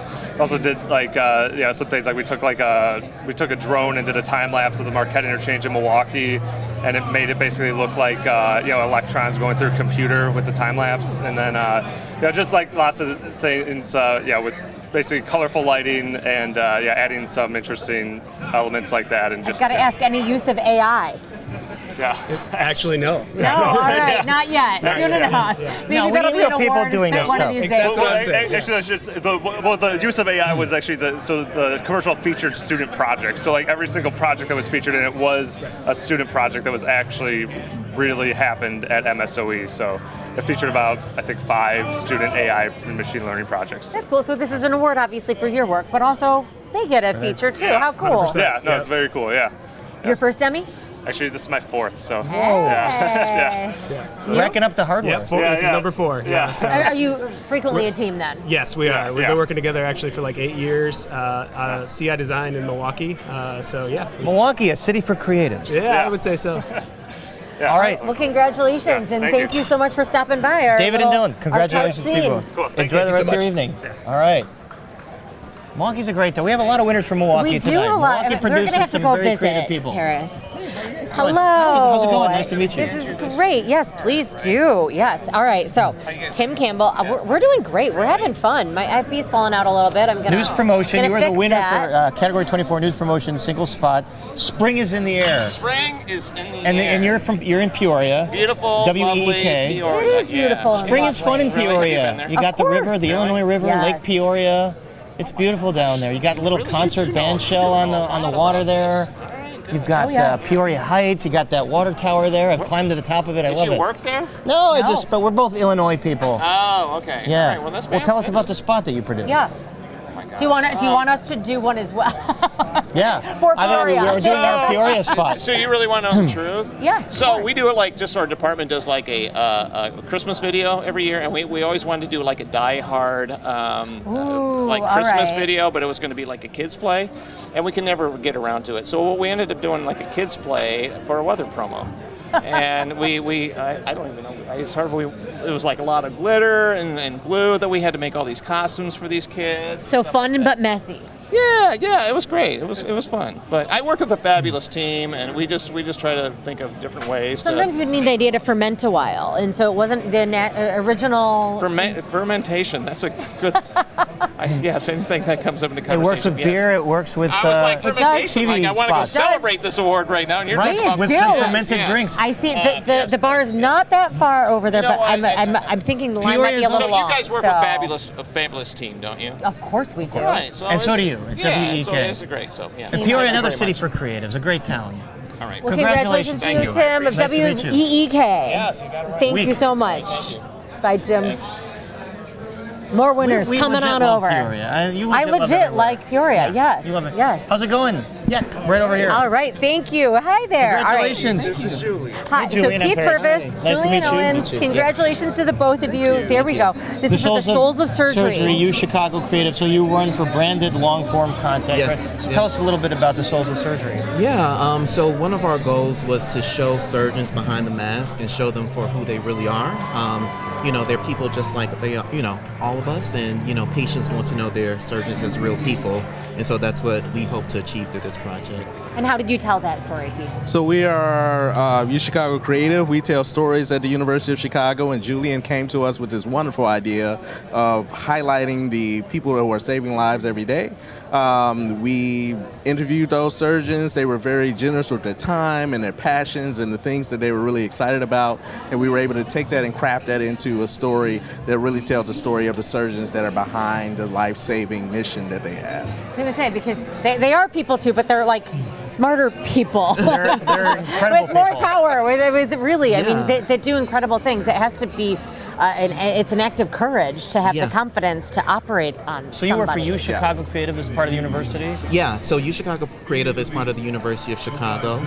And so U Chicago Medicine is actually who was featured in the project. So we featured multiple surgeons from multiple specialties of surgery, like general surgery, plastic surgery, otolaryngology, all Did of you the get above. in the surgeries as well? We actually did. We actually went into the operating rooms. Yes. And actually filmed some of the actual operations with the permission of the patients. Wow. So we actually saw them Yes. collaborating, working, doing things to actually save people's lives, which is really How awesome and yes. powerful, but also Yeah. you can't, I suppose, be faint of heart for that. Oh, some of our producers, we only stayed to a certain point. And it was like, Okay, we got- yes. I'm one. But I these very stories have much to be appreciate told. people They that have don't to be get told. queasy Someone's gotta about that. tell But them. Yes. How long was this? Long form content. How long was your production? This was over 15 separate videos that we created. Oh, wow. And we worked for about 6 months from conception to completion on the project. And 6 months is a pretty quick turnaround for 15 videos. Yeah, and again, with surgeons, they only have so much time, so being able to get an hour of their time to do an interview, and then getting some time for to actually follow them into the OR, it was a lot of coordination. I credit Julian with that and the initial vision of doing all those things. It's just amazing work up front for us to be able to tell this story. Well, so proud of you for being recognized. It was lovely to Congratulations to meet both of you, you. Keith. All right, enjoy the rest of the meet you. evening. Congrats. So many winners. This is really pretty inspiring, isn't it, Paris? Absolutely. It makes me want to get to work. Well, you've got a category coming up Hello, yourself. here we go. Yes, we have Outstanding Achievement for Long-Form Promotional Spot, Ray Kellmeyer? Kellmeyer, yep. Kellmeyer, all right, of NBC Sports Chicago. Congratulations. This is So for what was the It's spot? On. Yeah. What was It's on. So this was a spot for NBC Sports Chicago. It was kind of to encompass everything that was on our air. It included Ozzie Guillen that you saw on there dancing. It had former Bears players in it. It had like on-air talent for the White Sox. It had a little bit of everything that encompassed Chicago sports, basically. So do you enjoy getting to kind of merge your creative abilities with sports? Is this, are these your two passions? I got to be funny. I got to work with sports and mixed music. It was like the It's a dream job. The ultimate trifecta of creativity all into one. So it was Kids, wonderful. if you like those things, there you go. This is a career for you. Yeah, exactly. And Ozzy, I gotta say, I mean, he's fun to work with too. Fantastic. How could you not have fun with that? I mean, It was one of those. It was one of those. You know, you walk into the office and you're like, "Hey, I'm gonna need you to dance today," and he was just like, "Okay, yeah. Let me hear the song." No, I was gonna say, were there any questions? Was it what sort of dancing? No. What about? No. It was sure. let me hear the song, and we rolled right into it. Chuck was into it. Everybody was like, there was nobody that was like hard to work with it. Like everybody was like, yeah, this is fun. Like let's do something. And that makes for a creative, when everybody's into it and everybody's happy, it makes life so much better. And it's great when you have the smiling faces. I think we're gonna see a little bit of that, and so let's check it out. Take one. It's Boyle. I don't dance, I don't sing, I don't do any of this. Can I just riff? I'll do it with Ozzy. Maybe Gordon Beckham. Say it's, you say on. No, on. On. It's on? It's on? It's on! NBC Sports Chicago. Chicago, go, go, go. It's on! We got hot dogs. No ketchup. We got deep dish pie. NBC Sports Chicago. Yeah, it's on in the Chi. From the diamond to the court to the rink to the field. We got Chicago's own Catman. Keeping it real. Tailgating, debating, pregame. Yo, Scotty, what's up? We about to party it up. With a little bit of Ozzy and Chug. Cause it's been a while since 05. We're ready to go. Got my man Big Hurt. Plus Benetti and Stone. DeMar so nasty has to be in this song. Young team, man. You couldn't get Steve Stone to do too much. He just kind of stood there and smiled. Everyone else was smiled. game. Yeah, he was like, yeah, I can't really dance, but I'll be in it. And I was like, okay, cool. But yeah, the Q brothers were I great. believe everybody can dance. Oh yeah. Everybody You can just gotta dance. play the right song, right? Exactly. It's just like everybody can you sing. You just gotta get out gotta find your there and pitch. have fun. And Find then your pitch. as long as you're having fun, I think, then it's cool.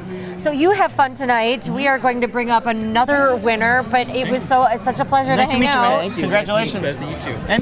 NBC Sports Chicago winning a bunch tonight. Like a lot Yes, of they're creativity doing happening great. over there. How's it going? Hi there. Good to see you. you. Familiar faces. Yeah, I think This we is talked to you awesome. last year. Yes, you're back. Same You're thing back. this year. Yes. All right, so okay. same I don't category. remember the category. So Human let's see. interest short Human form. interest. I'm sorry. Weird that. Sam Hogerton and Rob Schoonover. That's right. Rob's over here, Rob, Sam's okay. over here. And you won for A Year of Healing. A Year of Healing. The client is Children's Wish.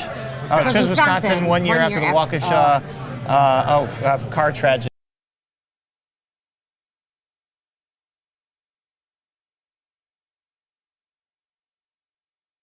With children's to kind of document what the world was like 1 year later. You know, we talked to doctors, we talked to surgeons, we talked to first responders, we talked to, you know, families who lost children in this tragedy. So it was just a way to show that the darkness doesn't define us and that everybody's living on and powering on. Sam, why is that an important story to tell? There's the in the moment news that obviously you want to tell people what's going on, but why look back at such a tragedy? Well, sometimes I think that's the story that you don't hear as much about, right? Like you hear about the incident and you hear about the immediate aftermath, but you don't sometimes hear as much about like all the things that happen the following year of how the community wraps around all these families in all these different ways and all the places and forms of healing that the community takes, right? So like the whole piece starts out with And I said when we were up on the stage, like we came into this, knowing that we were going to release this 1 year after the thing and having this idea of what story we were going to tell. But it totally changed when we started talking to people, because as we talked to all these people that Rob was talking about, there was one consistent thread, one consistent message that tied it all together. And the piece opens up with it, which is the forces that pull us together are stronger than the forces that tear us apart. And Try to tear us apart. Exactly, yeah. I mean, that's a message that we need to hear a lot right now. I mean, that's a message that resonates pretty hard right now. It's and a lot of different things. You hear so much about the divisiveness and the disagreements and the things that separate us. And here was, we were talking with people who had gone through one of the most horrific things you could imagine. And the overriding message was, a message of hope and silver lining and, the acts of kindness and seeing the good that came out of people. And we came out of all those conversations thinking that's the story that we're going to tell with this, and that's what gives us permission to bring this back up again and reopen that conversation. Well, congratulations. We'll have sorry this conversation this is a story again that had next to be year, told, I'm sure. but it's glad to spread that message. Not such a tragic exactly. story, And thank you. Good to see you Enjoy your work. again. Good to see you again. Likewise. Take care. Thanks so much for the conversation. Good to see you. You bet. guys. Good seeing you Hopefully again. same time Enjoy next those. year. Yeah, there we go. Same time, same place, same hardware. Yes, there you go. All right, we're going rapid fire now. We got more winners coming in. Hello, come on How's it over. All right, are you Reagan or Portia? I'm Reagan. Let's say Reagan. Reagan Ernst and Portia Davis? Hi, Portia. Dennis, I'm sorry. Dennis. It does say that is an N. That's that okay. would my handwriting. That would Farm to be Table a B. Pizza, the Little Red Barn, Family Farmer. You did this for Discover Media Works, and you won for lifestyle content, best lifestyle content. So tell us a little bit more about this piece that you did. I'm gonna let Reagan talk about Okay. it. Go ahead. Oh, well, the pressure's on. Yes. I mean, it's pizza, so it's a fun thing to talk about. It is amazing. It is so good. Stony Acres is a farm in near Wausau, Wisconsin, and we did a story on it for our show Uniquely Wisconsin, which is this is the debut season of the show, so it's a very big honor. For us What a start! Yes. I know, very big honor. And so, it was about this family farm who cooked using only ingredients used on their farm, and they made farm fresh pizzas to the general public. Oh, you can sounds just go to their house and enjoy pizzas. Can I do this? Is this a year-round endeavor? It's only in summer, but you have to go. Okay. It's Friday, Saturday, Sunday. They always have events, and you can go and watch the pizzas get made, where it comes from. They'll give you a tour. Although now that it's an Emmy, I'm wondering if it's going to be such a very long line. Yeah, it'll be tough. All right. It's already tough. It already is tough? Okay. Between the time we started to now, it's grown so much because of how amazing the pizzas are. Well, and your ability to tell that story. No, I wish. Oh, God, it sounds so great. You can get them like frozen and get meat frozen, and they have like a farmer's market type thing there too. So. All right, so you're talking a lot about this farm, which thank you for the hot tips. But how did you tell the story? Was there anything special in terms of making this more than just people's mouths water? So we like to do a lot of documentary style storytelling. So it's mostly focused on the guy who runs the farm, right? And who he is, and we really let his character shine. He's kind of a goofy guy. He's a little bit of like a showman. So he really likes it when there's like a huge crowd on his farm. It's always And about just, the characters. Yeah, he's a character, right? And he's friends. He knows everybody and goes And it helps around. really to tell a story. Yeah, it really does. Yeah, he made it easy. What about Uniquely Wisconsin? Tell us more about this program. What other subjects might you Where do you have air? that are unique? Absolutely. What was that? Where do you air? Well, what station do you air on? Where can we see Uniquely Wisconsin? It is on Discover Wisconsin on YouTube. Okay. You can watch it on local television in Wisconsin. Uniquely Wisconsin. Go watch it. So we focus on doing stories about people within Wisconsin, kind of varying. The stories can vary all the way from someone who's a part of the Hmong community talking about their experience being in the Hmong culture, or all the way to farm fresh pizzas. It's pretty much just to give you An original story, a flavor. Exactly. Uniquely Wisconsin, a very unique place. Yeah, exactly. Very unique. What's unique about it is the people, and so we really wanted to showcase that with this show, and I feel like we've achieved that. And so stay tuned for season 2. It's coming out now.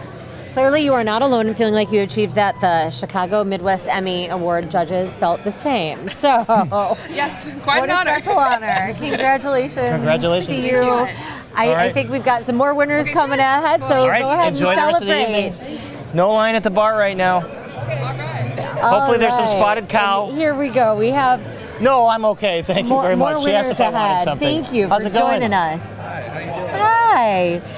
And what did you win for? We won for lighting. This is Robin. Oh, here we go. Hey, Robin. Hi. Hi, Amanda here. Paris. We're hanging out. Tell us a little bit. Robin, first of all, what's your last name? Carlson. Robin And Carlson. what's your name? The world must know. Red. Red? Like the color, yeah. Okay. Wait, let's look at the card. Let's see. Let's And you won let's for- see what we're yeah, doing. You guys let's went hear for it. outstanding craft achievement for lighting. Red Clark Orchid. Orchid Odyssey. Orchid Odyssey, threaded film, Chicago Botanic Garden. Yeah. Okay. Chicago Botanic Gardens. Chicago Botanic Gardens. Beautiful visually. What lighting? So you have to light these beautiful. So yeah, flowers. it was the theme of the previous orchid show. It was like really getting close to the orchids, magnifying the orchids. So we were going in really close, trying to figure out how we could reflect light, get light through the orchids, like do all these shots. So Robin had to come up with all these creative, crazy ways and the team that we were working with to light these orchids and to get various video for the Orchid Odyssey, but also for the photography that they were doing. It was just it was a really exciting experience. And I just want to say really quick, the Orchid Show is a yearly event at the Chicago Botanic Garden. So if you like the video or if you are interested in orchids and immersing yourself in orchids, in February, it's coming up. Yeah, so it's amazing. It really is, and it's so cool to even be part of this. All the work at the Botanic Garden is just awesome. We go to the Lightscape event. Speaking of lighting, that's very awesome as well. When you talk about creative lighting, what does that mean? Is it placement, the color of the lights, some sort of treatments that you can do, all of the above? All of that and more. And more. Tell me about the more. Because those are sort of the obvious components. What's the less obvious way that you can bring your craft into elevating? Well, like the orchids glow when you shine light through them, which is a unique thing that many most subjects and models don't glow when you shine light through them. So we've got that going for us, and they are cooperative. So you can do. I know Red had lights that we They're not going to start to cry. They're not going to change position. They were patient. They wilted, but I know they were troopers. And Yeah. And one thing we noticed that was interesting was that the lights affected the orchids too. So it was we had to figure out how to, because the heat from the lights, even the LEDs and things like that we were using, the heat was affecting them. So it was to keep them still and stuff. Robin really came up with all these creative ideas, created weird, I just wish you could see more of the behind the scenes. It seems like we need a whole other documentary Yeah, on this project. Yeah, there were a lot of props. We used a garbage can. We used some fixtures from the lights that we took out of Home Depot. It was a lot of unique. We invented a lot of things that sort of. Will you reuse them in future lighting projects? All of these ideas. So you have to be resourceful to do this right. We were using our studio lighting stuff, which by the way, Ross, we didn't really get to talk much about, but Ross Gerbasi, Threaded Films, an amazing person who has been a huge part of everything that I've done for the past 20 years or something. But anyway, I just want to give a shout out to him. But we were using the studio lights, but also again cobbling together all these weird ways just to figure out how to. And you'd think it would be simple just to light them, but because of that we were getting magnified on them, you had to keep them very still, and we were trying to do rotations and move inside of them and do all this stuff like that. It ended up being really complicated, but like I said, Robin, we had Wendy and Johanna, who is the curator for the orchids, and then that whole team working on this and just coming up with creative ideas. Anyway, I wish I could just spend all this time talking about all of them because they're so awesome. There's a lot of names on this team here. Everyone should come see the orchids in real life. See the orchids, but if we can't, where do we watch? How do you lit it? Where is this online? Yes, we're going to be sharing it like definitely this week. All right, so you be know. on the lookout on the socials and such, I'm guessing. Be on the lookout. Yeah, so be on the Chicago Botanic Gardens social media and go to the Orchid Show. I'm telling you, it's Orchid amazing. Show in February, It's amazing. when you need a little light, when Chicago brings the dark, bring in the light. Thank you All so right, much. we'll see you there. Lovely to meet We'll you, see you there. Robin. All right, Amanda and I are going to do a show Congratulations. from there. All right, cool. Congratulations, guys. Thank you. Yeah, good to meet you. And here we have familiar face. Hey, lovely to see you. All right, what do we have for room tone? Every side's a good side. All right, we're all going to get cozy. All right, we got Scott Marvel and Amy Stewart, Room Tone, Daily Planet Productions, directing Outstanding Craft Achievement. Man, congratulations. You won this last year, didn't you? We won something last year, yeah. Yeah. Okay, so tell us about Room Tone. Room Tone, you're in the business, right? You know the audio biz, as we call guys. it, yeah. You know the audio guys are always a You have little to collect, weird. for those who don't know, you have to collect some just what seems to maybe most folks is silence or or nothingness, but you've got to capture the tone of the room, whatever Right. background noise that might it be. helps in post-production. Right. But it's a weird thing to be quiet for 30 seconds on set. Someone's always making a little noise. So that's this story we came up with, and the audio guy goes berserk and it has That's a moment. hilarious. Yeah. So it was a production that we came up with. Michael directed, Amy produced skillfully, and we were shooting at night. We were working during the day, and she somehow made it work. It was 3 long, very long days, nights of production, a very skeleton crew, people working for no money, but for the love of what we were trying to show. Of storytelling, because of again, creativity. you know, when this is your day in and day out, and you know what Room Tone is, you're like, yeah, we're in it. Like, we are good. You get it. Like, You have to do this. This has we to be wanna- made. Yeah, because how has an audio guy not just gone frickin' crazy? and they did. Scott lost his head. I did. You lost your head. Yeah. You found it. No, yeah. I'm glad you found it. High collar tonight, because cover up the glue and the stitches. Yeah. Tell us about Daily Planet Productions. Daily Planet Productions has been around since 1980. I've been there since 1989. I started when I was 3 years old. You took over for Clark Kent. I did, yeah. So we do TV commercials, we do business-to-business, graphics, production, and editing. Excellent. And fun stuff. And fun stuff. And the stuff Yeah, that's is- like, yes, like passion projects when we can. It's And like, where can people watch this? well, It's- right now, Yeah, go ahead. It's on the festival circuit now, so we can't show the whole thing, but we can show you a trailer on our website. So at Sundance, we'll be able to see it at Sundance. Yeah, What yes. festivals are we talking? Well, what were we just in? We just won. well, gosh, I mean, there's so many that actually, like, I get them confused because we actually have another thing in a festival. So is Room Tone, so an Emmy is just perhaps one of the many awards that Room Yes. Tone will win? Yes. We shall see, or has it won already? Is this already a multiple the award-winning Chicago production? Horror Festival. We Okay. were just in, and I think we won there. Yeah. Congrats. thank Very you. cool. Cool, man. Yeah. Very cool. All right. Well, thank you so much for Congratulations. joining We'll us. see you again and next year. congrats. Good to see I you. will All right, check good to it see you out. again. Take care. Thank you for Bye. everything. And Take I'm care. glad that you got your head back. Yes, thank you. It's a mighty nice head. Keep it this time. We're gonna be careful when we get up. That seems very, very All right, startling. take care. You could pull a real good trick on somebody with that. All right, I mean, how far are we in this? Program. I honestly don't know, Paris. I think we have some more. We have Aaron from more- WIFR that's going to do some hosting here at some point. More so I think we're winners gonna coming up. bring him in pretty soon. And we have some more Come winners coming up. on over. Take your pick. Sit where you like. Hello. Hi, how's it going? Good. How are you? Very I'm well, Amanda, thanks. We've and- got Danny. I'm- Danny yeah, I wanna say it in the Hidalgo. microphone. Armando Are you Flores. Danny? Armando Yes, Flores, congratulations. yes. Hidalgo Thank you so Films, outstanding achievement for human interest, long form, and it is the Amanda Flores story. Yeah, the Armando Flores. Armando story. Flores. Yes. So the story was about you, and you were the producer filmmaker. Correct. Yes. All right. So what was the Armando Flores story about?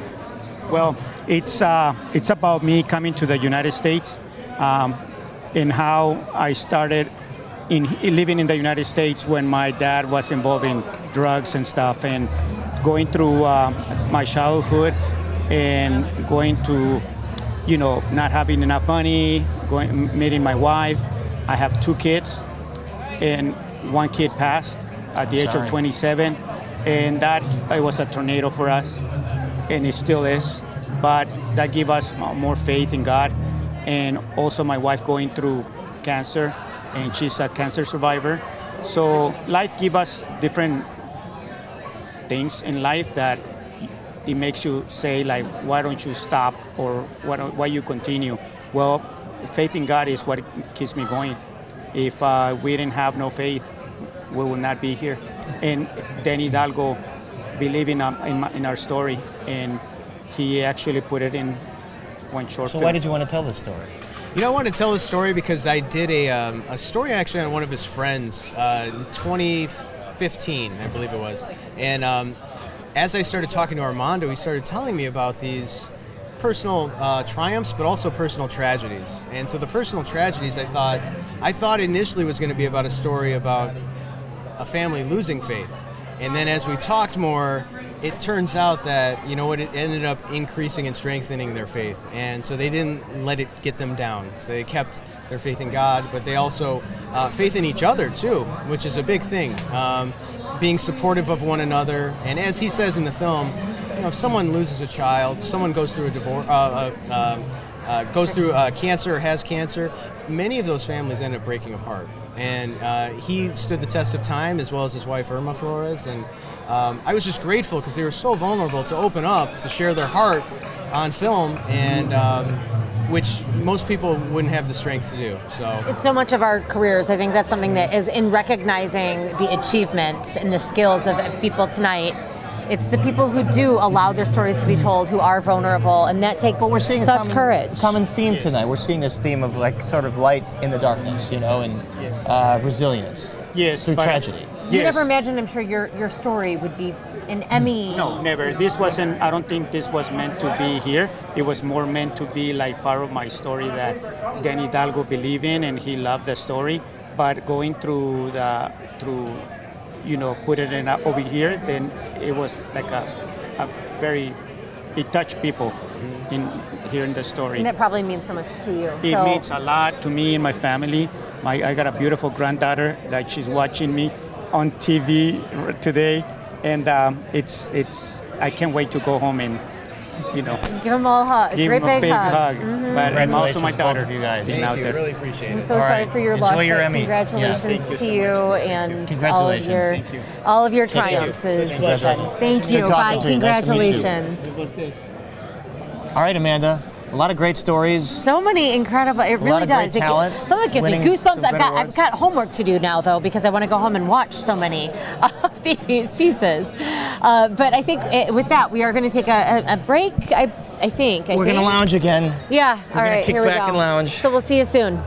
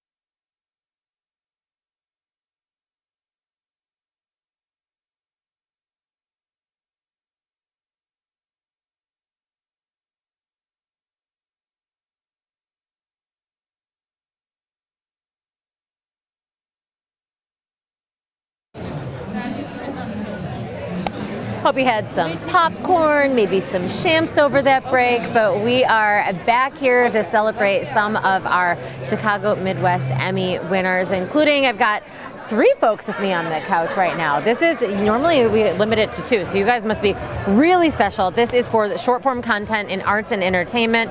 We've got Casey Brown, Brett Rolstad, Rob Ryder. This is for exploring the artistic. It does really look like a you. It does look like an autistic. But it is the artistic process of Truman Lowe from Discover Media Works Limited. Sorry about that. Truman, who is Truman? Who wants to tell the story of Truman? So Truman Lowe is he's an artist. He is from my hometown, Black River Falls, which is the capital of the Ho-Chunk Nation. He went on to he studied at UW La Crosse, went on to Madison. He was a teacher there, and he basically essentially founded the modern, like contemporary American Indian art wing of the Smithsonian. So he went on, like, I knew him when I was a kid. He was just a guy in town. I didn't know. I did not know. And that was the thing that was so great about Truman, is even though he had achieved so much, he had got all this recognition in the art world and in Indian country as an intellectual and an artist, he was still so grounded, and always, he loved teaching. He just he didn't have to, but he loved students. He loved talking with people, not only as a tribe, but just across, and being a teacher. So how did you tell the story of Truman? Was it through Truman, through archival video? Share a little bit about how this got made. I wanted it to be through his voice, but obviously he's passed now, so I had to dig up past footage. Luckily there was not a lot, but I found some, yes, which was very poetic, and that kind of gave the narrative voice to the piece. And then obviously just building that off of everybody he knew, everybody he touched, just like UW La Crosse system, his wife as well. So. And why is it important All right. to keep Truman's? Yeah, I understand. So let me give them a call. So not only is it important for Truman's story to be alive and heard, but it's Native American all around. There's a lot that has been forgotten.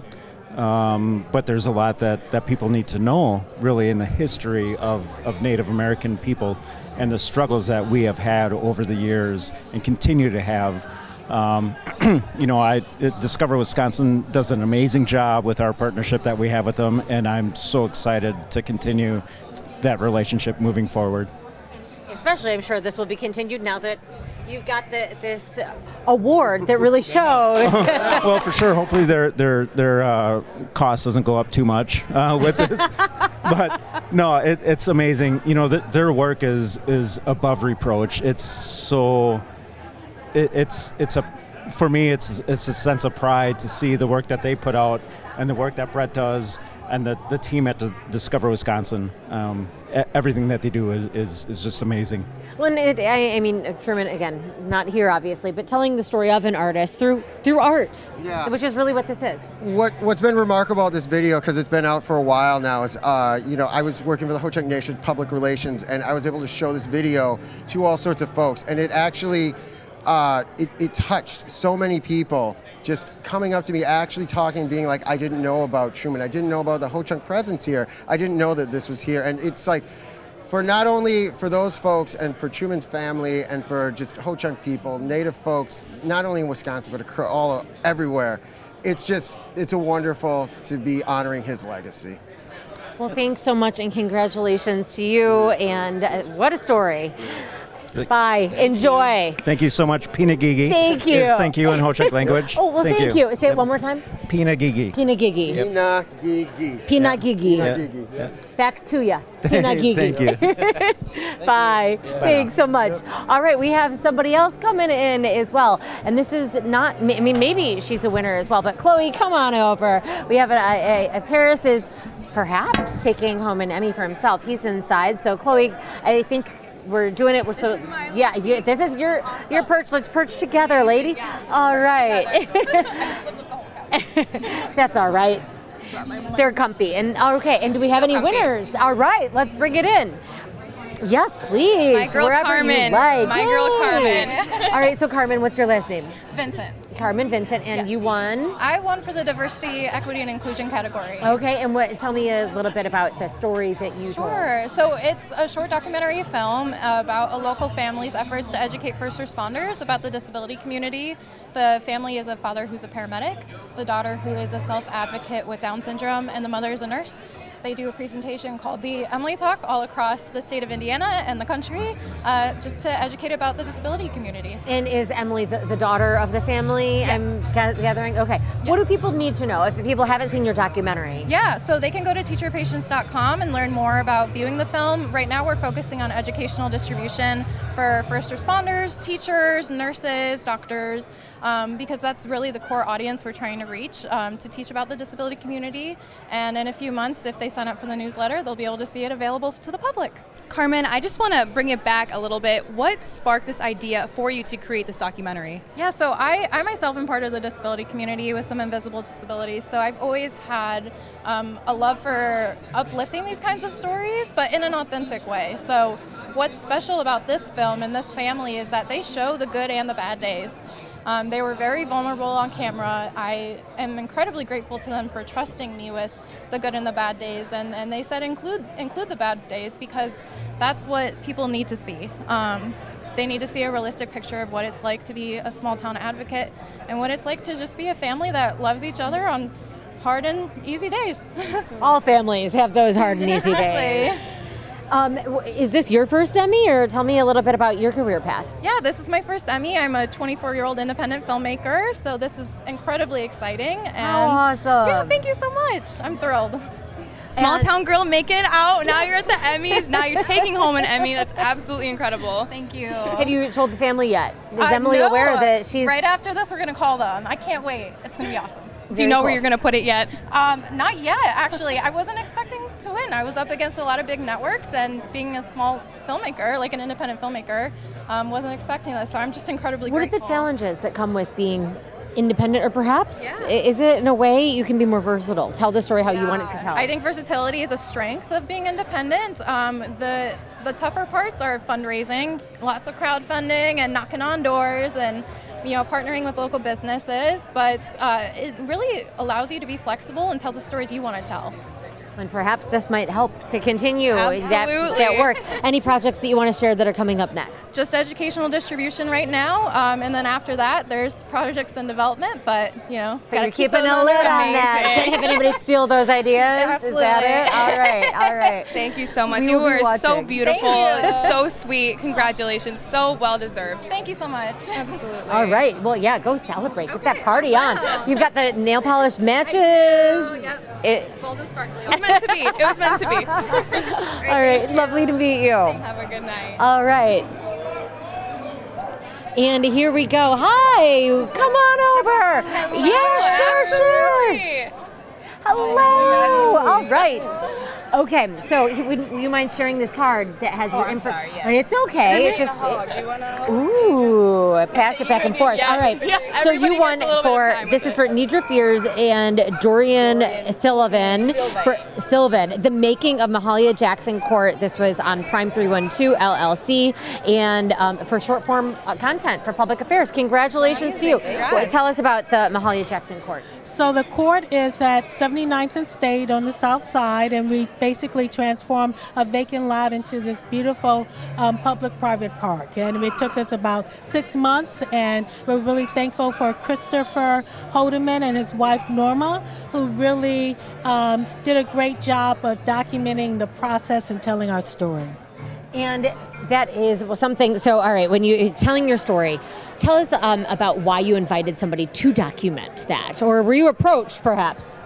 No, we asked Christopher to document it because it was so fast and furious, but the process is such a wonderful thing to see because you can take what we began with and what we ended with, and to see that transformation is really astounding. And Christopher does a fabulous job just telling the story of the court, of the process, of the people in our community, and Mahalia Jackson, who's the diva herself from the 20th century. I like that, the diva herself. The story is not actually over, though. It's not the end, is it? No, absolutely not. One of the things that we recognize about the efforts that we put into this particular project is that it's going to have a ripple effect.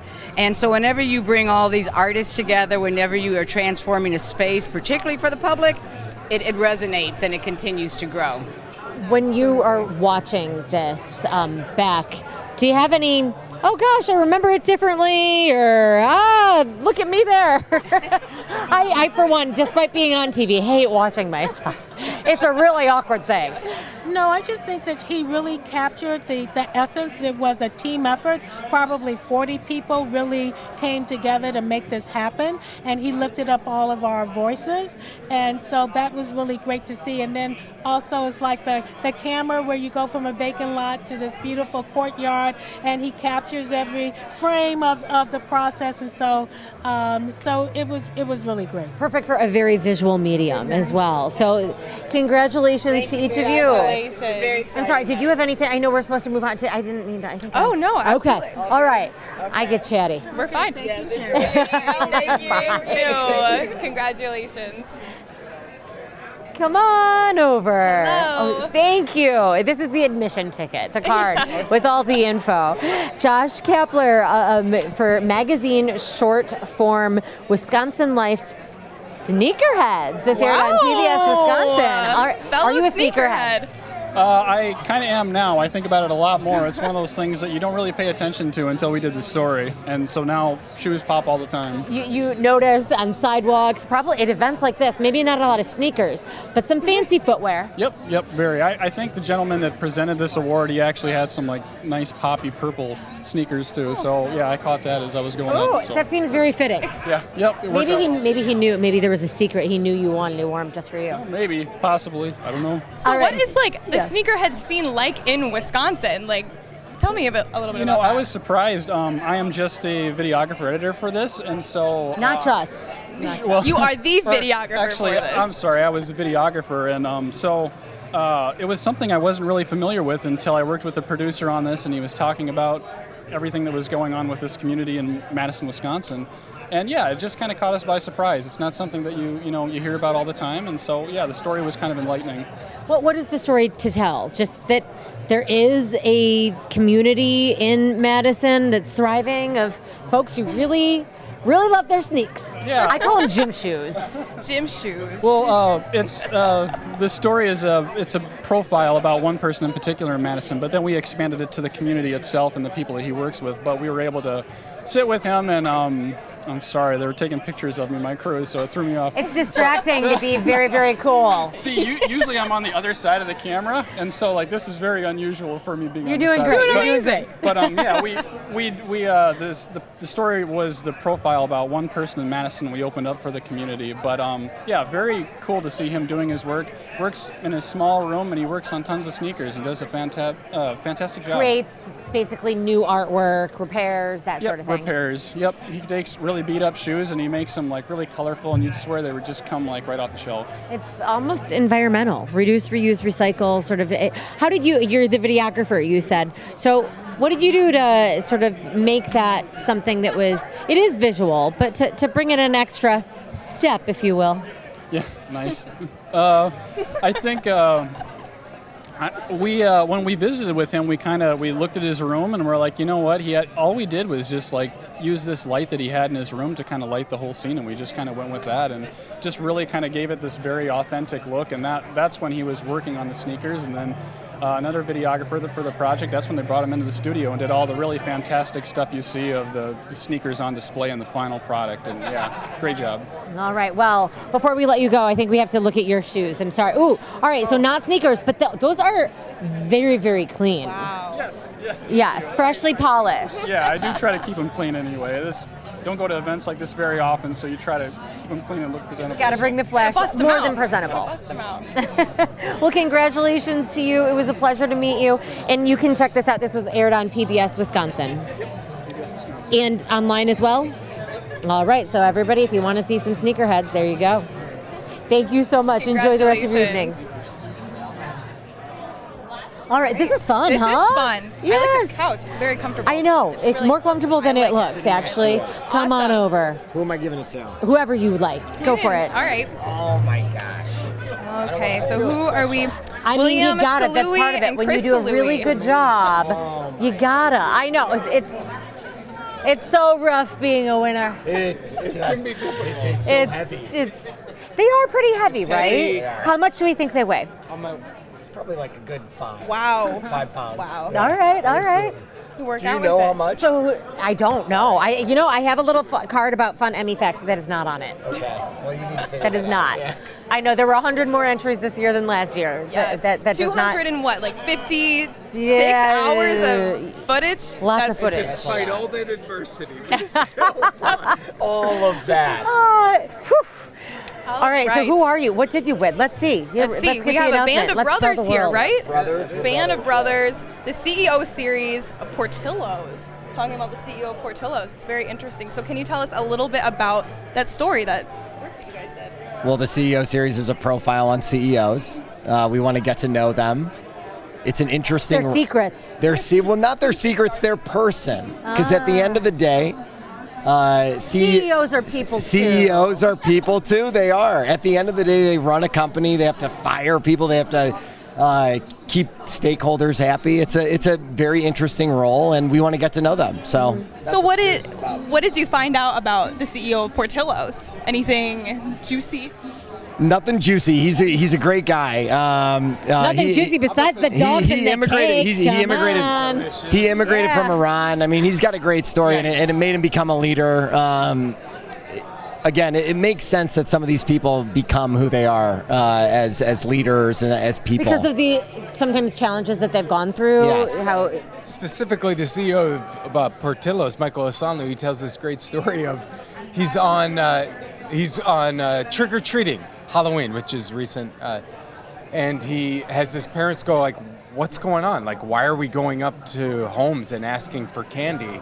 And he goes, and he's just a child at the time, and he goes, "This is what American people do, like this." So he was. it doesn't really make much sense. From the outside looking in, it makes no sense, but he was an ambassador of the American culture to his family, who is from Iran, to assimilate here, and he pointed to that as an experience of why he's an empathetic leader, and so he's had a very successful business career, and now he's the CEO of Portillo's, and that's just one story that we've come across in this entire series that has motivated us and has been really just awesome to.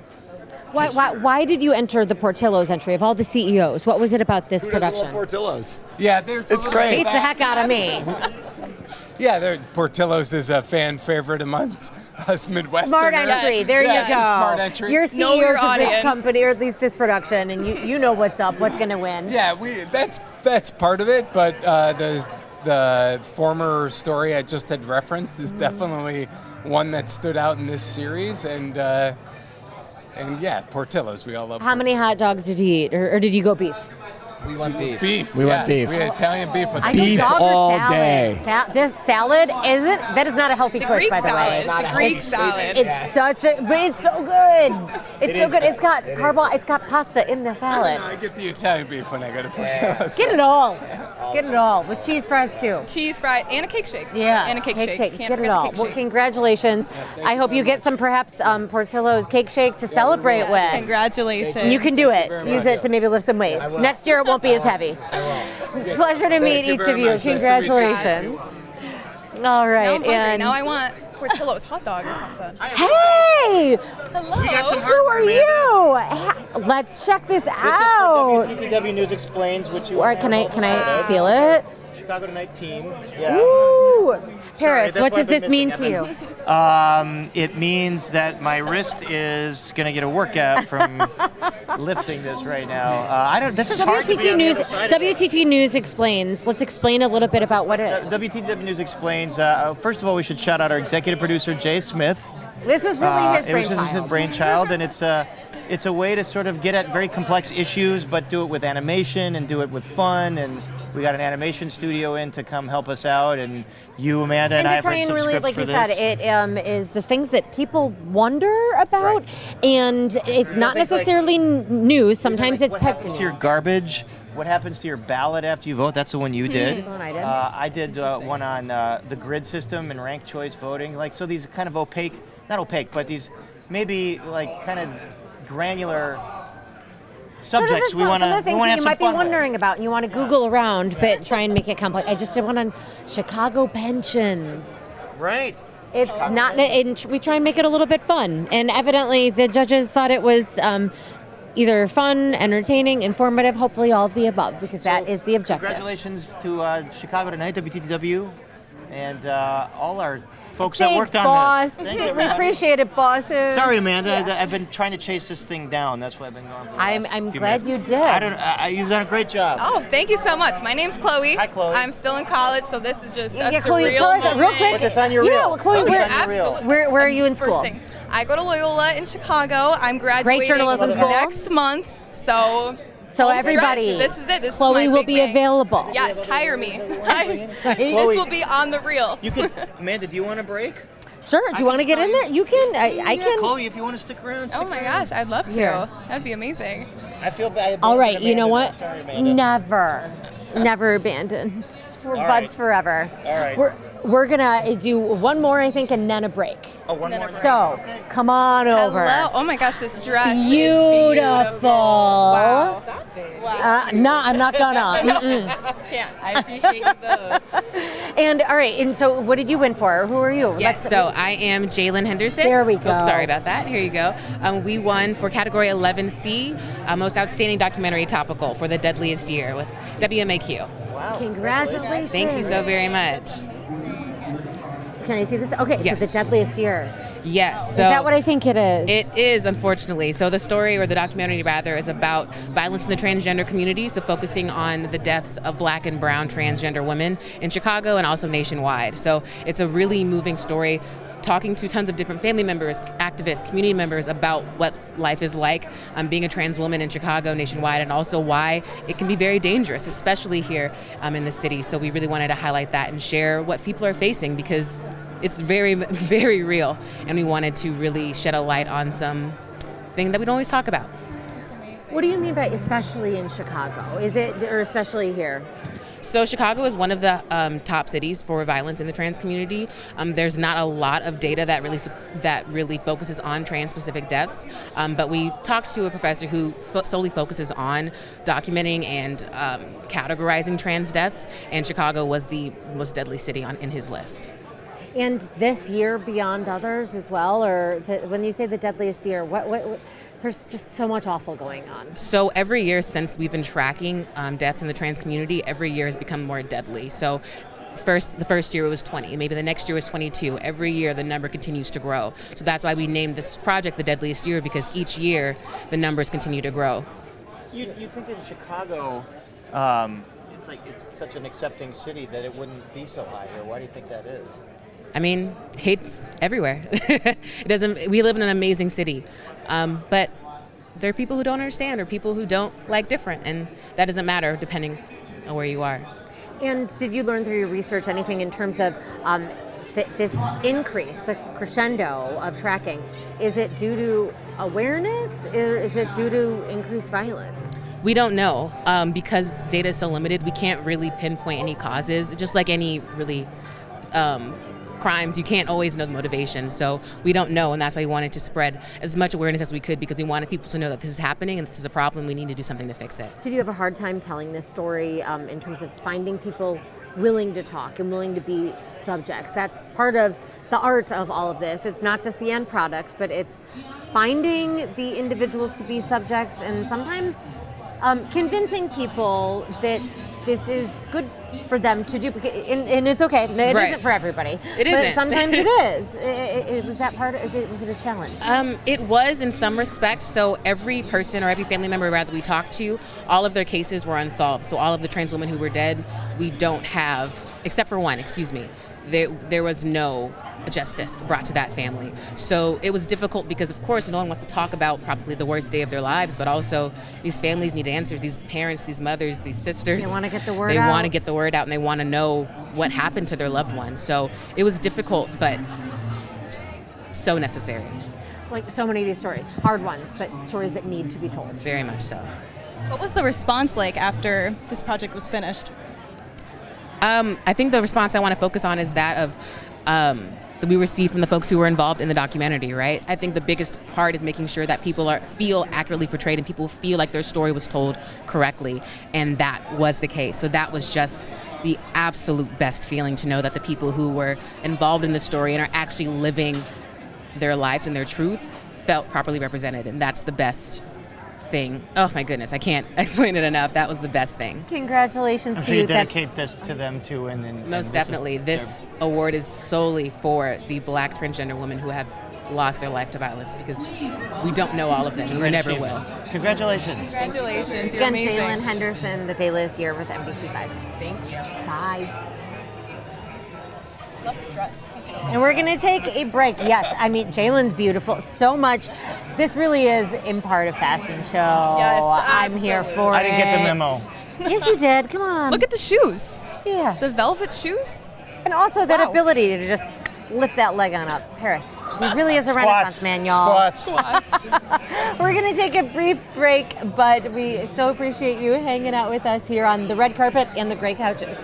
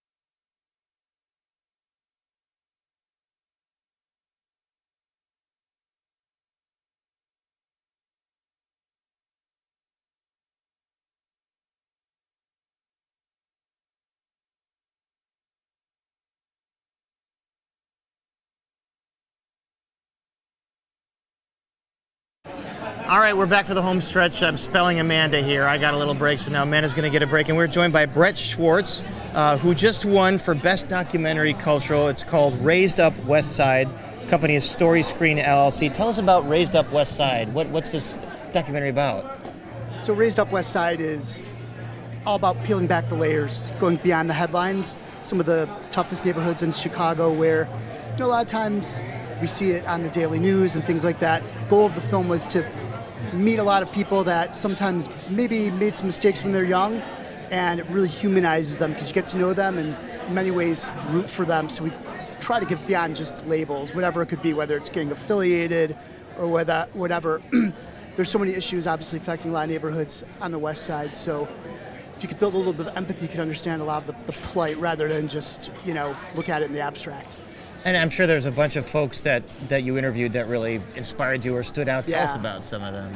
I think one of the key characters in the film, his name's Darius, and like a lot of kids in many parts of Chicago, but particularly the west side, coming from East Garfield Park, he was gang affiliated starting at the age of 13. His mom did an amazing job raising him, and in spite of everything, that's where he landed, just for having brotherhood, just for having a sense of community. And, he got involved in a situation where he was charged with carjacking. He went to Cook County, did some time for a couple of years there as a youth offender, about 19 years old. His trajectory was really cool, though, because a big subtext of the movie is farming.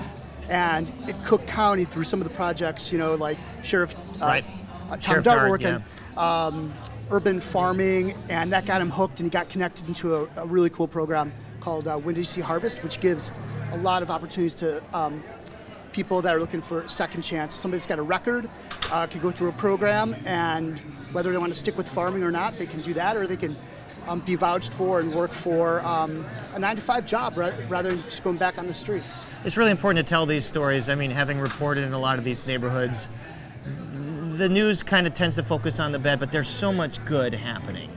There's so many good, folks that are doing great things. And I'm sure that's what sort of you discovered in this film. Absolutely. And as long as you could go beyond those labels, I think people, when they watch the film, are just rooting for Darius. Other people like Ronaldo that's in the film. And the saying is, why, especially if you're a young person in the city of Chicago, why be defined by, the single biggest mistake you made at the age of 19? Right. There's a lot of trauma, but there's a lot of healing, there's a lot of hope, and so this sounds like an amazing film, Raised Up West Side. Congratulations. Thank you. Obviously, the Emmy voters thought it was. You won an Emmy for Best Documentary. What a great honor. Yes. Thanks for talking to us. Thank you. Congratulations. Appreciate it. All right, take care. Have a great evening. Enjoy it. Enjoy your evening. All right, we're going to be joined now by Lino Martino. Lina Martino? Hi, Lina. How are you? Look at that. Look at that basketball purse here. Wow. I gotta show that to the camera. Sorry, maybe you don't want me touching that. No, you can. It's okay. This is very cool. So you got two pieces of hardware. You got that, and you got the award. So tell us what you won for. Here, I'll just. Short form editing. Congratulations. Thank you. And what was the project? It was a composite, so it was a combination of the United Center, Blackhawks, and Chicago Bulls. Okay, and who did you do this for? The United Center? Yep. And you work full-time for United Center? I do. I'm one of the creative producers there. Cool. And so this was editing, like this was a composite reel that you put together then of your work. Mm-hmm. So how much fun is it working at the United Center? It's not a job. It's a joy. Yeah. And the fact you get to win an award for it. Mm-hmm. That's very exciting. Yeah. Is this your first? This is my first, so it's kind of all overwhelming. I can tell it's a little overwhelming. Congratulations. What are you going to do with it? Where's it going to go? Probably in my apartment. And then I'll show it around work tomorrow. And just keep it with you. Keep it by your bedside. Mm-hmm. Don't let anything happen to it. Oh, yeah, I think got to get the mic closer to your mouth. Lena, anyone you want to thank? Anyone in particular?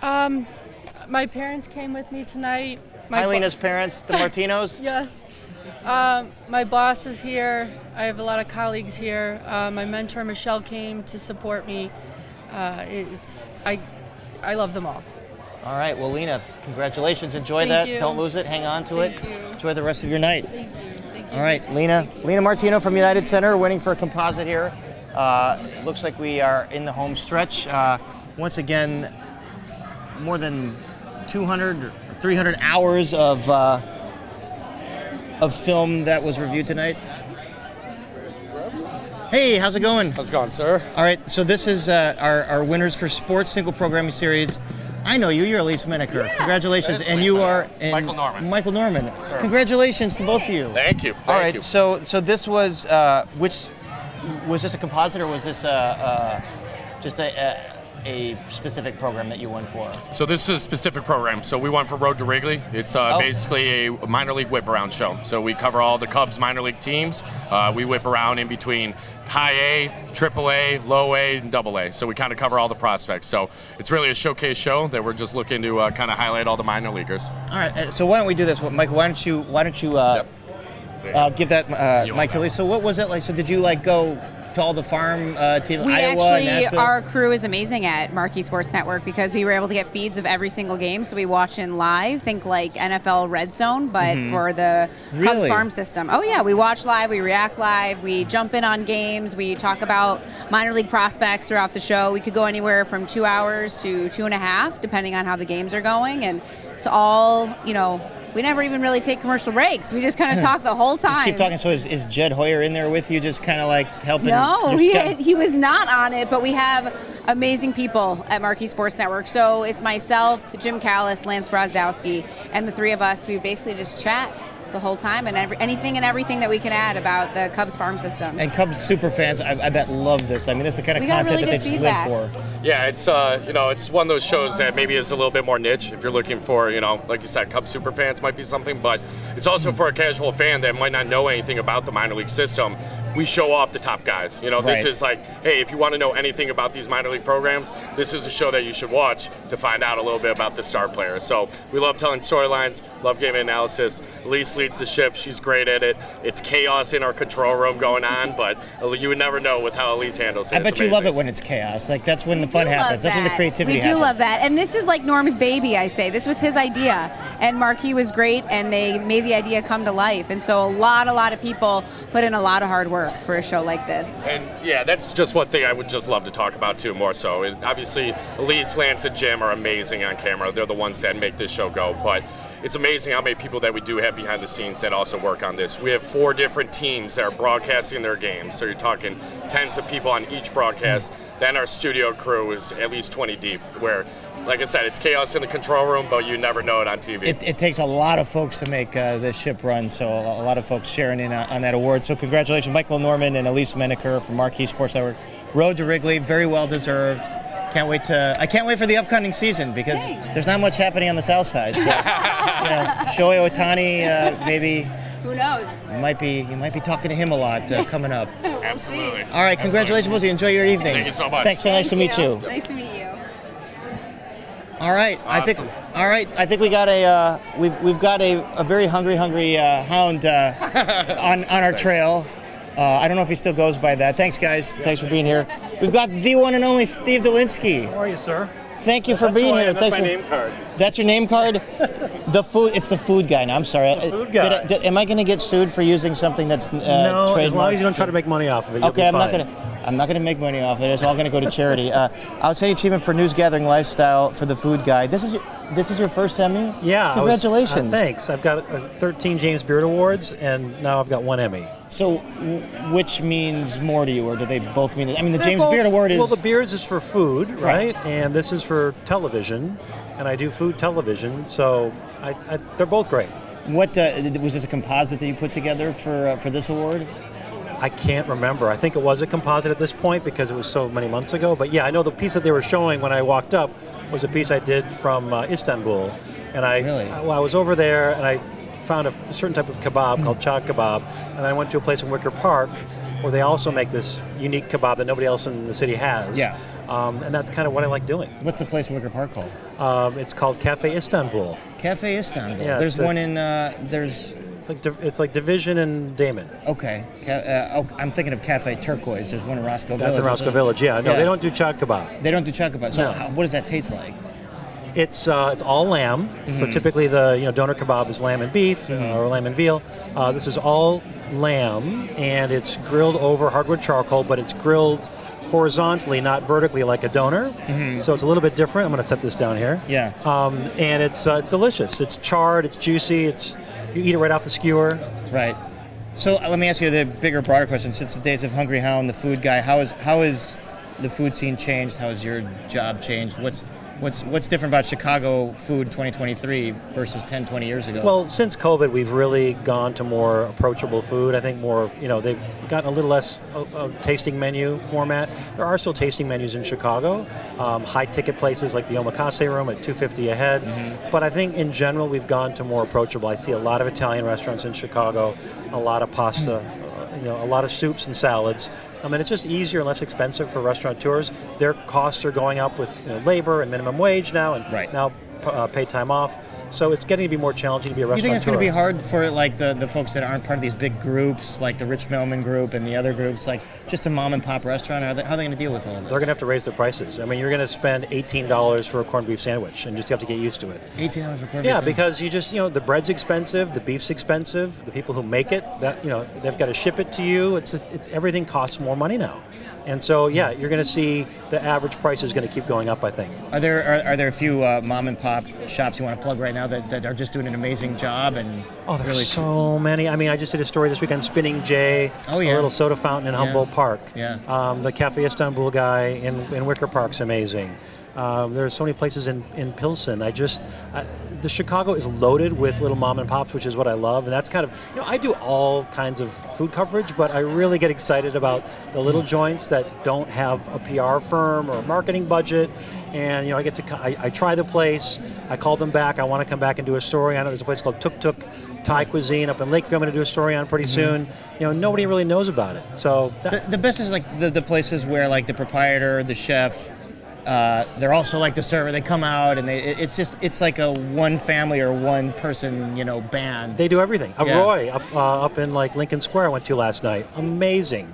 And it's, a mom and her son, and she's usually in the kitchen. Yeah. But a lot of challenges right now. I mean, just given so tough. Well, when people say like, "Oh, I'm so sorry, I heard that X place closed." Right. Like, well, when was the last time you went? Right. You've got to support those places now, otherwise they won't be there tomorrow. Got to support the neighborhood places. I mean, I think the big groups are going to do okay. They've got the resources. Always going to be Boca Group and Let Us Entertain You and Alinea and Hog Salt. Right. They do great. I mean, they've got challenges, but you really want to support the little random strip mall on Dundee, out in the suburbs. They're just trying to make their way. Those are the kind of places I really want to support. So how do you ensure, because I know a lot of the food critics, there used to be Phil Vitale or whatever in the Tribune that wanted to stay anonymous, but you're not anonymous, obviously. So does it change the way? Do you want people to just treat you like a normal customer and not go all out for you? Yeah, I mean, I'm not a food critic. I'm not reviewing the places and giving them a number or some kind of rating. Yeah. I'm a food journalist, I'm looking for stories. Obviously, people have seen my segment and they might recognize me, but I got to say, typically I'm doing immigrant food,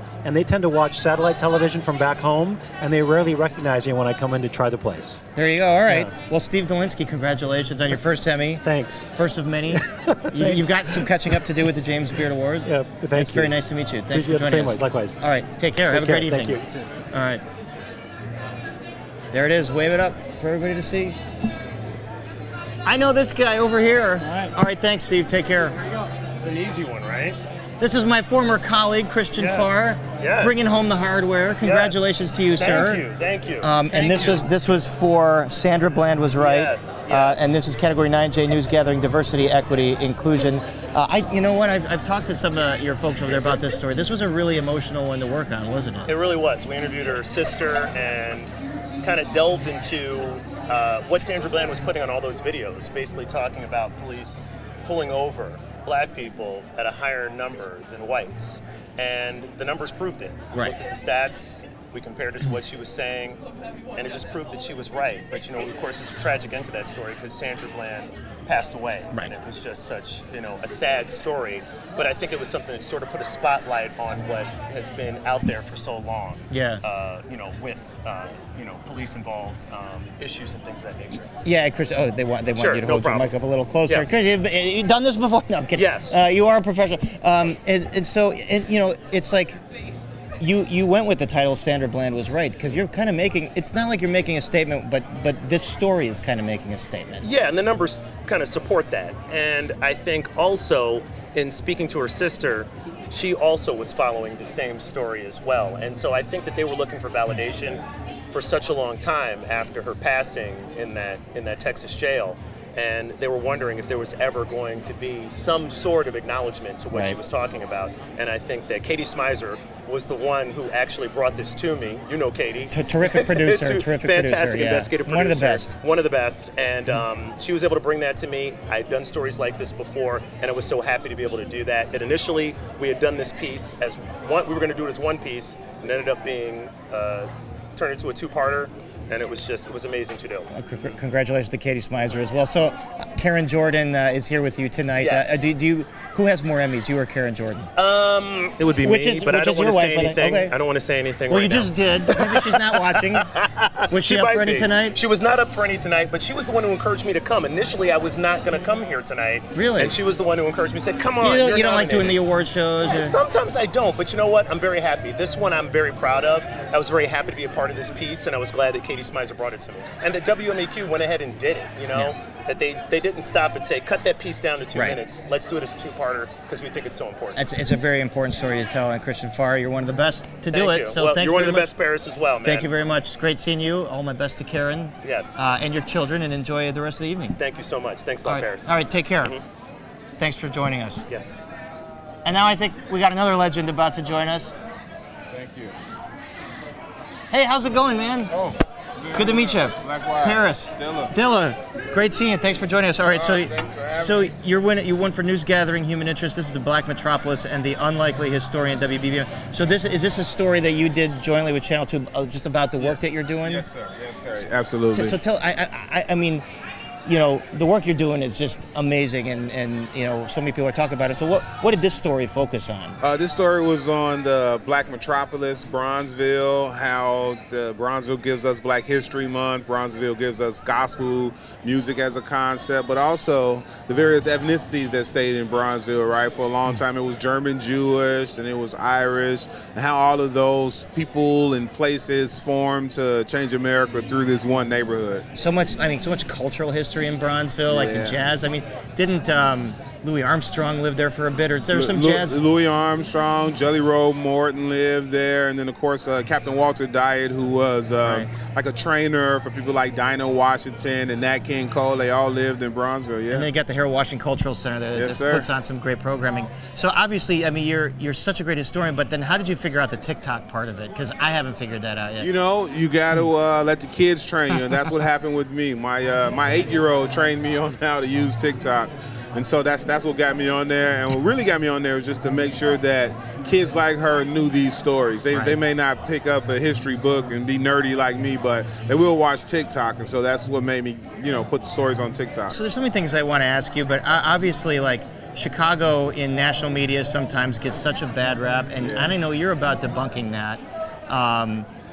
Tell me how important that is to you to sort of tell the full story of Chicago, the beauty of it, especially in the South and West Sides, when you see this narrative that kind of that dominates on the national scene. Yeah, right, and it affects people from those places when we leave those places. And so I'm into changing the perspective about Chicago and changing the perspective about the South and West Side. One, because I'm raising kids on the South Side, right, and how they're perceived will affect them later on in life. But there are so many beautiful people on the South Side that just want to make sure their kids got a good life, make sure that the dog is walked, right? We all just want to be able to relax with our families, and just like all the other sides of the city. And but not just that, some of the things that we enjoyed throughout Chicago come from the South and West Side, and we should highlight and lift those up. And I know you don't just highlight South. I mean, you highlight the whole city. Yeah, and what the entire city. The fact that it basically kind of made America. I mean, so many great things about this country come from Chicago. You know what I say, man? Everything dope about America comes from Chicago. You're another one of those dope things about Chicago. So, thank you. Chairman Dilla Thomas, really nice to meet you. Congratulations. Thank you very much. Yeah, thank you. Enjoy that, Emmy. Is that your first? This is my first. All man. right. I'm so excited. Congratulations. Thank you. All right. Take care. All right, there it is. Thank you so much. Hey, how's it going? JC. We got another winner. We're coming fast and furious. Hey, JC, how's it going? It's going well. JC Navarrete, that's right. Yeah. You won for News Gathering, Societal Concerns. Yeah. Asylum Seekers Journey to Chicago for NBC Chicago. I did get to see part of this. So did you follow folks like from the border and like how they got here to Chicago? So you know the buses started coming to Chicago kind of out of the blue. I'm from El Paso, and I had moved to Chicago from El Paso probably 8 months before that. And I just talked to my bosses. I talked to my dad, and my dad's like, "Why don't you come back to El Paso and report on this from here?" And I was like, all I can do is ask. Right. And my bosses loved the idea. They sent me there. I connected with all the old sources I had built over years of a career in El Paso, and we got to document firsthand the process of asylum seekers giving themselves up to Border Patrol at the border. Right. Basically living in a shelter for a couple days, getting assigned a bus, and then coming to Chicago, Washington, D.C., New York. And, Chicago and El Paso were thrusted into the national headlines because of this story. So more than anything, it's just been a great opportunity to tell the story of people that have risked their life and limb in search of their version of the American dream. And obviously, it's an ongoing story. It's a story that's not going to go away. It's going to continue to expand. What do you think that Chicagoans should know about what they're going through, what migrants are going through, that your story maybe debunked a little bit? Yeah, to me, I think the biggest thing is people focus on the numbers. And to date, we've had some 20,000 asylum seekers be brought to Chicago. And these are people that lived in Venezuela. These are people that lived in Latin America, completely different world, completely different climate. And one thing that I wanted to do was, no matter what side of the political aisle you fall on, you have to remember that the people that are coming here are a person and not just a number, not just a statistic, not just a number that's updated by the county or by the city. And something that gets confused by a lot of people is these people have legal status in this country. They are awaiting the adjudication of their case. Yeah, they're here. They didn't try to break through the border wall. They gave themselves up to Border Patrol, federal agents, and they're here to plead their case. They don't know if they're going to get to stay, but I won't even say most, every single person that I met had their version of the American dream that they were chasing. And that's the only thing that I would say is, no matter what side of this political spectrum you fall on, these are people, not numbers. Right. And having done some stories on this, every single person I've met or interviewed, same thing. They want their version of the American dream. They want to open a restaurant. They want to get a job in labor or construction or something. Yeah. They want to raise their family.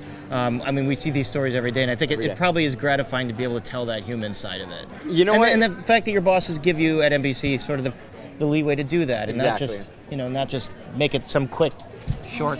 And not a VO. Right. Not a VO. Yeah. So you're from El Paso originally, or I am. Yeah. And what do you? Chicago's very proud of its Mexican traditions and Mexican cuisine, so which is better, El Paso or Chicago, in terms of Off the record, I don't know if I can answer that with a camera here. You're going to make some people angry here in Chicago. Each has their own. I'll leave it at that. All right. It'll be a Chicagoans are used to Chicago for me. stuff. Yeah. Texans are used to Texas. I am wearing cowboy boots, so I did have to represent my Texas heritage. But you know what? Chicago's been nothing but welcoming to me. This is home now. El Paso will always be the place that I was born, but Chicago is a place I've laid my roots, and this is home. Well, congratulations to you. Thank you so much, man. I hope to see you again. Absolutely. Let's do it again next year. All right, we will. You got it. Thank you. All right, JC Navarrete, congratulations. That, again, is News Gathering, Societal Concerns, Category 9H. Yeah, hold that thing up. Let everybody see it. There you go. All right, nice to meet you. All right. Nice to meet you. Take care. All the best. Well, we really are in the home stretch. I think we're winding down here. I see a familiar face out there. I think we're going to be joined by Chicago Midwest Emmy legend and WGN Channel 9 reporter Mike Lowe, a man who not only is a brilliant journalist, but has a voice that I envy. I wish I had that baritone that you have. No. So how'd you do tonight? Well, I was nominated for 10, and I won 4. Congratulations. So that's a light year for you. You know, it's a light year. No, but that's a great year for anybody. No, it was fun.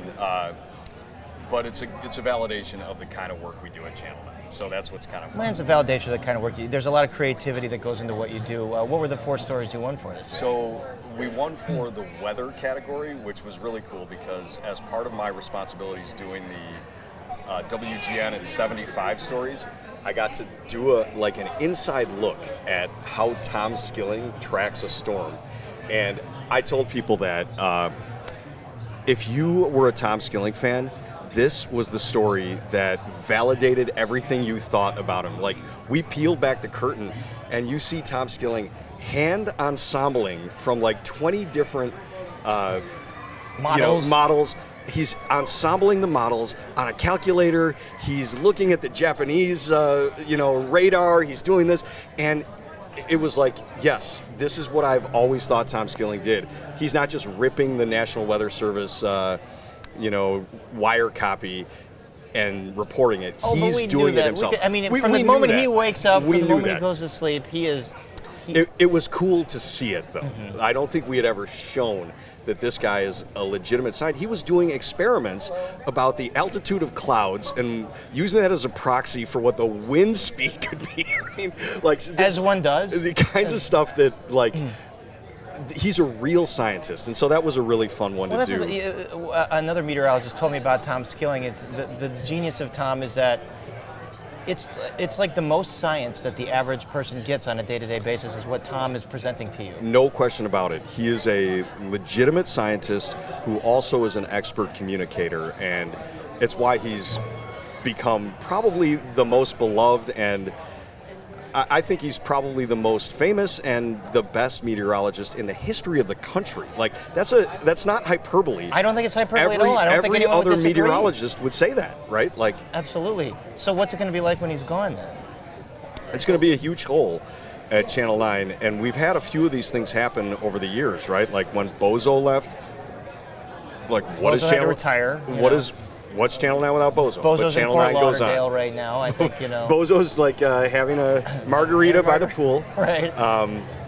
But you know, like things have changed with like WGN Sports. That used to be such a big part of our identity. The Cubs, the Sox, the Hawks, the Bulls. Well, we both grew up in Chicago. And we both grew up with that. But that's why it's had to be a blast for you to dig into that 75-year history. Oh, it was the assignment of my lifetime, because I'm not only a reporter at Channel 9, but I was an intern when I was a student at Northwestern. I was Dan Rohn's intern. So to me, it was like a homecoming to come back to Channel 9 and then actually get to work among the legends that we knew, the Skillings, the Dan Rohns, the Robert Jordans, Jackie Bang, people who have been there our entire lives. You and me we're basically contemporaries. Right. By the way, I have to get Where this else did you intern? At WTTW. There you go. So Channel 11 is in my DNA as well, and I have nothing but respect for the things that Channel 11 does. Chicago Stories is maybe the best it's a wonderful broadcast on all of Chicago TV. I love it. I learn from it. Jeffrey Bear, and then what you guys do on Chicago Tonight, all the debates you host. I mean, you deserve your roses as well. Oh, thank you. Well, it's mutual. It's Mutual Admiration Society, and you deserve all the accolades you get as well, and all the hardware. Mike Lowe, thanks for stopping by. No, this was fun. I corralled this guy, said you got to stop by and talk to us. Yeah, I was going to try and skip it this year, but when Paris asks, there's only one answer, and that's yes. See, I got pull, folks. I got pull. I get the big guy. So you're now going to ascend at WGN into the role of the folks that you mentioned. You're the steward now. You're carrying the torch. We're and you got great people. I mean, right now, kind of feels like a generational you and Lourdes shift, right? And Ben. And Ben is great. Everybody there is Lourdes great. is great, and we have a fun team, and still have that WGN idea of. It's the $1 million slogan, right? Chicago's very own. But we try to live up to that. That really isn't. It's not just a slogan; it's a mission statement. You're Chicago folks. You're as a former Week in Review host said. You're not just the blow-dried pretty people at WGN. Even though you're blow-dried and pretty. No. Okay. I look like Mayor Daley, right? I translate to Chicago audiences, but I'm not the 6'4" guy with the chiseled chin. I don't look like Dolph Lundgren. Let's put it that way. But you got his voice. Well, I guess. So I'm lucky in that sense, but we reflect the city. You do. In the same way that I think Channel 11 does. We try. Yeah, it's very important, and we need to support both stations and all Chicago journalists doing hard work, because the work you do is very difficult. It's fun, but it's difficult. It's fun. So folks need to support it. Well, thank you for supporting it, and watch Channel 11 and watch Channel 9. All right. We're not competitors here. We're brothers. We're brothers. We're brothers in arms. All right, Mike, enjoy the rest of your evening. Right. Thanks for stopping by. Thanks, Paris. Always a pleasure. All right. Good Thanks. talking to you. We'll see you on Week Review, hopefully. Yes, sometime definitely. soon. We'll do it sometime soon. All right. All right. Thank you. All right. Take care. Hey, did you see Loyola beat St. Ignatius today? Loyola beat St. Ignatius. In the playoffs. That's de rigueur. I mean, are you a Loyola guy? Yeah. All right, I'm an Ignatius guy. All right, Loyola Ignatius. How's it going? Good. How No are more you? high school reminiscing. That's like Chicago's favorite pastime is talking about what high school you went to. How's it going? Hi. I'm Paris. Mike Kirkhoff. Nice to meet you. Hey, Mike. All right, let's talk. You won for 9A Arts and Entertainment News Category. I think you got to use your microphone there. Mike Kirkhoff, why are we using subtitles more often for CBS 58 Milwaukee? So you're going to answer the $1 million, but why we're using subtitles? Yeah, are you using subtitles more often? I used one in a story I did a couple of days ago, yeah. Yeah, what about just watching Netflix or something, watching TV? Oh. Do you keep them on? That's. Oh, I thought you meant in reporting. Yeah, no, I don't. No, okay. Well, a lot of people do. I do. I have kids, and we have to keep it down, quiet, and maybe they're watching some kind of Dairy Girls or something, and you're watching something foreign. I always have the subtitles on so I can hear, and a lot of people do. And So this is like a trend. It's not just you, but like no, tons and it's of a lot. folks. It's a lot of younger people too. You maybe think it's older people, but according to a survey that we based the beginning of this story off of, it's a lot of younger people. They watch TV with the subtitles on, but it didn't used to be that way. And so we talked to some audio engineers in Milwaukee that work nationally and asked them to describe that for us. And they said it's because back in the old days there was like one input for the audio and the recording, leave it to Beaver, and there's one output, only one way you get it out of your TV. Right. But now there's so much better ways to bring in the mic from here, this sound, that sound, everything. Right, there's the background sound, that volume you can turn up. There's the talking sound volume you can turn up, the music sound volume. There's the birds in the background, and so... So that makes us need subtitles more? Yeah, because they can layer it a whole lot more, according to these audio engineers, but your speakers aren't that much better. In fact, if you're watching on a flat screen, your speakers are behind your TV and hitting the wall. Right. And so all those things add up together, and that's why, for some people, you use subtitles a lot more with more modern stuff. I was watching with my wife a movie from the 80s, a John Candy movie, Summer Rental. Okay. I don't think I've seen that one. It's funny. It's hilarious. And we didn't need subtitles. That's not the one where they go up to like the North Woods and No, that's Canadian Bacon. That's Canadian Bacon. No, that's it's another one. Dan Aykroyd's in it. Yes. Is that Canadian Bacon? I think it might be. Okay. Yeah. All right. They go to Florida in this. And anyway, the point is, movie in the 80s didn't need it. Movie in 2023, I needed it. What gave you the germ of the idea to do this? There was a really cool Vox Media story about it, and I was, that's pretty interesting. Let me see if that works for us. And it did, basically. And it's CBS 58 Milwaukee, like creative ideas here. It's not just like, like the crime and the grime in Milwaukee. It's like fun stuff. That's what CBS 58 prides ourselves on. We've got the show called CBS 58 Sunday Morning, which is modeled after this national CBS Sunday morning show. And we do stories about our community, and our bosses let us you got an idea? Go ahead, try it. Well, congratulations. You got an idea, and it won you an Emmy. 9A, Arts Entertainment News Gathering, Mike Kirkhoff, CBS 58 Milwaukee. Again, the story is, why are we using subtitles more often? Now you have your answer. There you go. Mike, thank you very much. Thank you very Congratulations. much. Thank you. Have All a great right, night. Have a great evening. Thank you. Thank you very much. Cheers. All right, we are winding down here. The crowd is thinning out. Not Before our friend Amanda Vinicki comes back. Where'd you go? Well, To the bar? let me I only Not that wish. you- not Another that you would type do of that. liquid. It's Okay. weird to talk about, but people need to know when you're a new mom that the milk doesn't stop flowing. Enough said. You got to enough take said. a couple of breaks. I There think you go. I think we have. TMI or just I think we have a truth? relative newcomer that's do about we? to join us. We're getting the man, the legend, and come on and Come on in. yes. Come on in. Yes. We've done this kind of thing before. I think you we've done this won kind an of thing. Emmy It's or so great two, to huh? see you. Hey, yeah. Congratulations All right, take a to seat. you. Come on, Tom. I'm so pleased. Come on, and this is Bill. Bill, do you want to Hey, sit Bill, on why don't you sit on this side over here? Yeah. all right. Yes, All we right. got room. We got room. So what's the category that you both won for tonight? We were, there it is, guys. News right, so gathering Bill weather, Snyder Bill and Tom Snyder and Tom Skilling. Skilling. Tracking a storm with Tom Skilling. Right. Yes. So it's like watching Yoda learn all the different moves to teach to Han. So Tom. By the way, Paris, Bill is coming out with his tell-all book about his 27 years in our weather office, and he said he's got all the dirt collected, so they'll be coming So out. as soon as you retire now in February, the real story's the coming real out. story will come out. Yeah, this boy next door image. It's like throwing a stone behind That's the image I've got is going bye-bye. Let me ask you that. I'm sure. And I know you have a ton of projects lined up, but are you really going to be able to give it up in February? Are you know going to what? miss it? You know what I'm giving up, Paris, is the day-to-day stuff. I just slow down a little bit. I've got some ideas. You know, it's funny. You work so hard doing what you're doing, you don't have much time to set up whatever you're going to do afterwards. But People keep on asking, though. Yeah. You know, I'll tell you one of the things that's interesting. I'm going up to Alaska since 1980 and watching climate change up there. And, of course, that's going on in the northern latitudes faster than anywhere else. So I called a friend of mine, Steve Bertrand, who does radio news, and he started a travel company with a partner. Said, you know what, Steve, what if I wanted to take people up and show them what's going on?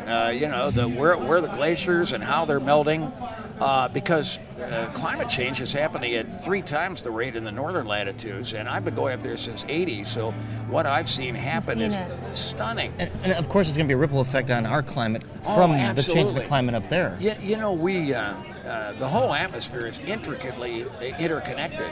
So what goes on one place immediately has upstream and downstream effects. And so, yeah. But Tom, is this to say, are you going to be perhaps leading voyages to travel skilling? I'm not sure believe me, that's not carved in stone, but that's the kind of thing that I'm kind of investigating. And It'd be a hit, I will tell you. Right. Would you plan to book it? Of course, absolutely. All right. Yeah. Well, yeah. and Bill, so you both won this Emmy jointly for this story. We did. So what is this following a storm or tracking a storm in studio? Tracking a storm in studio, which correct. is very important to Sure share it is, with folks. folks. But I mean, Tom works harder than anybody in the business. I have to tell you this, that there's nobody that eats, sleeps, and drinks the weather like Tom. I mean, he literally starts his day every day at 8 o'clock in the morning and literally doesn't stop until 11 at night. And that's not because he's goofing off. It's because he's literally crossing all his T's, dotting his I's, and making sure that there's every little angle looked at when it comes to putting the forecast together. And to work with this guy is amazing. I keep kidding Bill, and I said, we've got kind of a Vulcan mind meld. We've worked together so long. We did the Tribune page for years. That's really special. We work That's every so day. rare. Bill helps with the computer graphics. That Tribune page was just such a great, it was so part of everybody's growing up, right? Paris, we had a whole team that worked on that. There were 4 veteran 40-year weather service retirees. You had lessons. You had weather terms in Yeah. there. Right. It was one of your mentors came on our show once. I can't remember. It's Vince. Who was the guy that's founded the Weather Channel? John Coleman. John Coleman. Right. And he came in and he said the thing he loved the most about you was that for most Chicagoans, you are the most science that they're getting. The average Chicagoan, right. You are their source of science every single day. Yeah. Their only source sometimes. You know what, Paris? I literally scared the hell out of the news consultants. I mean, when I was doing Have they ever tried to rein you in? Oh my gosh, yes. In my early years, you'd sit down across a table and they'd bring a book of research like that, and they'd start going through it and say, now you use terms like dew point, jet stream. Nobody knows what that means. I said, well, how are they going to? They're not going to know unless you use it. Well, and you know, it's not brain surgery. The jet stream tells you where the weather's coming from. Showing people that is not a terribly complex. No. And, you know what? And I never had a viewer come up to me and say, well, yes, once in a while you get one, but say, I don't understand this. The idea is not to use a bunch of jargon that nobody understands. Try and explain what's going on. Trying to teach, in a sense. Yeah. I mean, it's kind of interesting how nature is going to put tomorrow's weather together and the weather a week from now. And the modeling that's being done today is like nothing. I've watched in the last 50 years meteorology come farther than it had, and all the time back to Aristotle, 340 BC, who wrote Meteorologica, which was the treatise that really started the entire science. Right. What a time to be in the field. Awesome. I tell Bill and I tell the other young people that have worked with us, we're involved in a profession that really has come light years in just a matter of half a century. You have so many tools to look at. I mean, just in the 26 years that I've been there, there's so many different tools that we're able to look at now. Models. Yeah, that we didn't have available to us years ago. And it's just... Does it make your job harder or easier? No, I think it's... you know what? In our business, we're not like... We're in the method of the more the merrier, because we want to look at more stuff. If we can get our hands on this model, that model, that is always a viable solution as to what the actual weather is going to happen. Well, it's why you're working at 8 a.m. until 10 p.m. That's right. No, for sure. Because what we do is we use an ensemble approach. So you take you take the extremes of each model, like the highs and the lows, and it's like you're making a batch of stew. You throw it all in a pot, you put that all together, and then you get, you know, you get an average forecast which rules out, you can tell which model runs are going off the rails. Right. You know, it's called the Monte Carlo effect. Right. And interestingly, this was developed by brilliant mathematician Stan Ulam and his wife, a brilliant Polish mathematician. When they were working with Oppenheimer in developing the atomic bomb, you know, the first mainframe computer in this country was developed at Princeton University. It was patterned after Alan Turing's work, the brilliant mathematician who broke the Enigma code during World War II. But Turing had written a paper in the mid-30s and said, I think he called it the universal machine. He said that a machine, given the proper instruction, could solve, he figured, almost any problem. And here we are. And he was talking about computers, and the instructions were what we call today software. So John von Neumann, a Hungarian-American mathematician who had escaped the Nazis and the Soviets, came to this country and spearheaded this effort at Princeton University to develop a mainframe. And he always thought weather control was the ultimate weapon. So he thought, you know, Oppenheimer grabbed him to do mathematical calculations for atomic bomb production down in Los Alamos. And he thought, well, this computer's not going to be working at night, so he put together a team, including a University of Chicago scientist, to numerically model the atmosphere, and that started computer weather forecasting. Now, it was terrible in those days because we didn't fully understand or measure But better the than upper probably nothing. Yeah, it started us down the And here- road. There's to a where we book are here. today. There's a history book here, and maybe you want to spend time. The one thing I wanted to say about, because I said this to Albert Ramon, I think in the last 10, 15 years, the way that you're able to track things like tornadoes and severe weather down to the block, do you feel the gravity of the fact that, like, what you're doing can be life or death for people? Oh, there's no question. I mean, look what just happened in Acapulco with Hurricane Otis that exploded from a 65-mile-per-hour tropical storm to a 165-mile-per-hour top-tier Cat 5 hurricane, damage from which is absolutely catastrophic. This developed, and the models missed it. This is what's happening as we warm our oceans up, and these storms derive their energy from latent heat energy that's brought about by the evaporation and condensation of warm seawater. The warmer the oceans, the stronger the storms. It takes 3 days to evacuate a coastline in this country now, even reversing the interstates so they're all going away from the coast. 3 days. We've got to get forecasts out to people that far ahead of time, and we've also got to work on intensity forecasts, because if somebody's watching their TV thinking, am I going to evacuate tomorrow? It's only a Cat 1, I can survive that. And they go to bed and wake up the next day, it's a Cat 5. The degree of destruction done by a Cat 5 is exponentially worse than, you know, they get on these barrier islands. That's not an exaggeration. No, it's by not. any means. Not at all. And Chicago has its share of it. We the think about tornadoes the that coast, you track, but- I mean, if you're going block by, it's life or death for folks that live perhaps in this part of town or that part of town, and you're tracking. Paris, you know, as a journalist who's covered the news of this moment, what happened in Plainfield with an unforecast tornado. It was rain-wrapped, you couldn't see it, and it was coming in August when these storms are not supposed to develop, certainly not to that intensity. We didn't have Doppler radar working at the time. We had an add-on to the Marseilles radar, but it never was expected to work.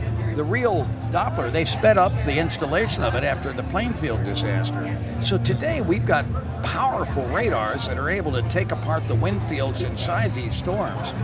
And we're going to get to the point where they do what they call phased array Doppler, which is what our Navy ships use to protect against missiles coming in. These don't have rotating antennas. They scan vertically, and they'll be able to scan an entire thunderstorm cloud in 75 seconds and in detail see what's going on in there. We're going to learn all kinds of things about how these storms are structured. Whether or not you're on WGN, you'll be there to translate it. I'm sure you'll be watching it. You have a lot that you're going to be working on. I know after February. Congratulations, both of you. Congratulations. so much. I appreciate So great to see you. Congratulations. I hope we talk. You as well. Thank you. Pleasure was mine. Thank you. And I hope we get you on Chicago tonight before we can't wait. Yeah, you've got to make the circuit. It's like no show on the air in this city. You guys do amazing stuff. Oh, thank you. Thank you, Tom. Hats off to you. Well, you're the best. I've watched you my whole life. With Jeffrey Beer on a project. Really? He's doing a thing on that UFO sighting over O'Hare Field years ago. And it was the product of what's called a hole punch cloud that was misinterpreted as being a UFO. A hole punch cloud. Yeah, so What's he the wanted. scientific term for that one? Well, they also call it a fall streak cloud. Okay. So I knew Jeffrey you would know. wanted an It was a pop explanation of what a quiz. hole punch cloud was. You can't At get any nothing rate, that's past this another guy. subject. You know that. Guys, I tried. All right, Tom. Great seeing you, Bill Stanner. All right. Thank you so much. All the best. Thank you All very right. much. Thanks for enlightening us. Of course. All right. Take care, guys. Enjoy your Thanks, evening. Thanks so much. Thanks. All right. We'll talk. Thank you.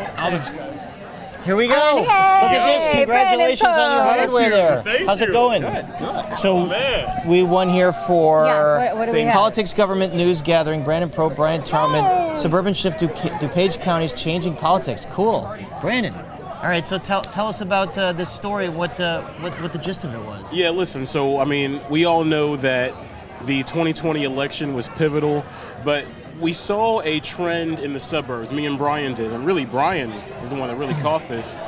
The suburbs in Chicago for so long were red, solidly red, and then something happened in 2008. Barack Obama becomes president, and all of a sudden things changed. So we went to the DuPage to kind of figure out, why did this happen? What happened? Why are the suburbs shifting? Because Joe Biden, our current president, credits the suburbs for him winning the presidency, right? And so we wanted to find out what exactly that is. We got to the heart of it, right? We talked to Republicans out there who feel like they're on an island now. They used to be the dominant force, and now they're like, hey, we're not anymore. And so we did a good little deep dive, and I'm really proud of our team. I'm proud of our work. None of this is possible. It's not about me at all. It's about him. It's about the graphics folks like Chris Cavada. It's about my boss, Sophia Owusu. It's about all of us having a mission to tell really good, authentic stories in a people-focused way. That's what we did with this story. And it's All right, great you have the as leeway political there. reporters, how do you make stuff like this interesting, Emmy-worthy interesting? You know, back in 2016, there were so many articles written about how rural areas were shifting Republican, even historically Democratic areas were shifting Republican. But there was less attention paid to where actually a lot of us live, the suburbs, the cities. greater population. Yeah, the greater population, and how even these like affluent, traditionally Republican, country club Republican, if you want to use that term, suburbs, were shifting the opposite way. And I just felt it was a story that wasn't being told and needed to be told. And you guys told it and you won an Emmy for it. And here you are to tell the tale. Any real answers in terms of why? What's behind that shift? Well, you'll have to watch the piece to find out. Gotta watch the piece. Where can we find it? we have our own ideas. I've got a few, but still, it's WCIU. Is this? Should we tell them a little? I mean, we should tell them. I mean, part of it is understandably demographics. The suburbs have changed demographically, right? Have gone from majority white and older to more diverse culturally, more diverse racially, ethnically, and also issues like abortion have really made women voters question what are they going to do when they get in the ballot box, right? Maybe they don't necessarily agree with everything the Democrats do, but all of a sudden you put abortion on the ballot and women feel like you're impeding on their personal decisions. They show up and they talk about it. So that's what we've seen so far. And it's going to be interesting to see in 2024 if that trend continues. Education plays a role too. We see how there's been such a partisan split along education lines, college degree versus non-college degree. A lot of the people with college degrees tend to live in the suburbs. A lot of the people that are, maybe don't have those tend to live in more rural areas. So we're seeing that divide play out too. It goes back to demographics. Well, this is an Emmy, let me tell you. We've interviewed a lot of really fascinating folks tonight who've told some compelling stories. As a political reporter myself, this is an Emmy that is something to be really proud of. So, it's way really cool to go, my friend. And be able to talk about this. Right? I'm honored to be with two of the best political reporters in this city. I mean, this whole these two couches are pretty great, Absolutely. right? We can talk about this all night. Well, we were here. Anything fun in the Emmys room that you want to dish on while we're here? So I'll tell you what. Yeah, please do. This little area back here where people just congregate and talk and chat a little bit, The tea is These hot. are the part of The tea is hot. I love the tea. We got stories, y'all. Oh, I be stirring it. It's really fun, and I just look forward to the after party. I'm gonna do some belligerent things with this. Get ready. That could be a blunt force weapon. That thing. This is gonna be really something else. What, dance party? Hope I don't lose it I feel tonight. like dance party seems fun. Should I demonstrate? I mean, hey. There we go. All right, be careful though, that with those spiky things, Sarah. You don't want it right. No. The key is have it front facing. I don't know. I could maybe. I feel a little bit like Ariel. You know, like what is this used for? I think you could scratch. You could scratch that hard to get place in your rack. There you No, go. What do we you love call these it? Emmys. These are very meaningful. These are very meaningful. He wants to walk. He wants to run. That better be in the background. All right, behind everybody. him in the, just Congratulations. This is going to be our All right, final folks, we're going to be continuing this at the bar, but for the streaming, the folks watching streaming right now, that's it. Thank you for tuning in. Congratulations to all the winners. All the winners. Yes, it's really incredible. But everybody's a winner, especially you folks watching at home. You're winners too. Mike Mahoney. Props to the whole team. You're a winner. Yes. Oh, babe. And props to the whole team that has helped put this on, and to the people Lee from Hood, Natus Loyola University, who did this. Natus. Lee Hood, you're incredible. This is an incredible There's operation. A whole lot of students who were part of this, and then the board future of this governors. business. So putting this great lots production of people together. doing a lot of work. All right. Thanks, Congrats. everybody. See you next year. Have a good one. Happy Emmys.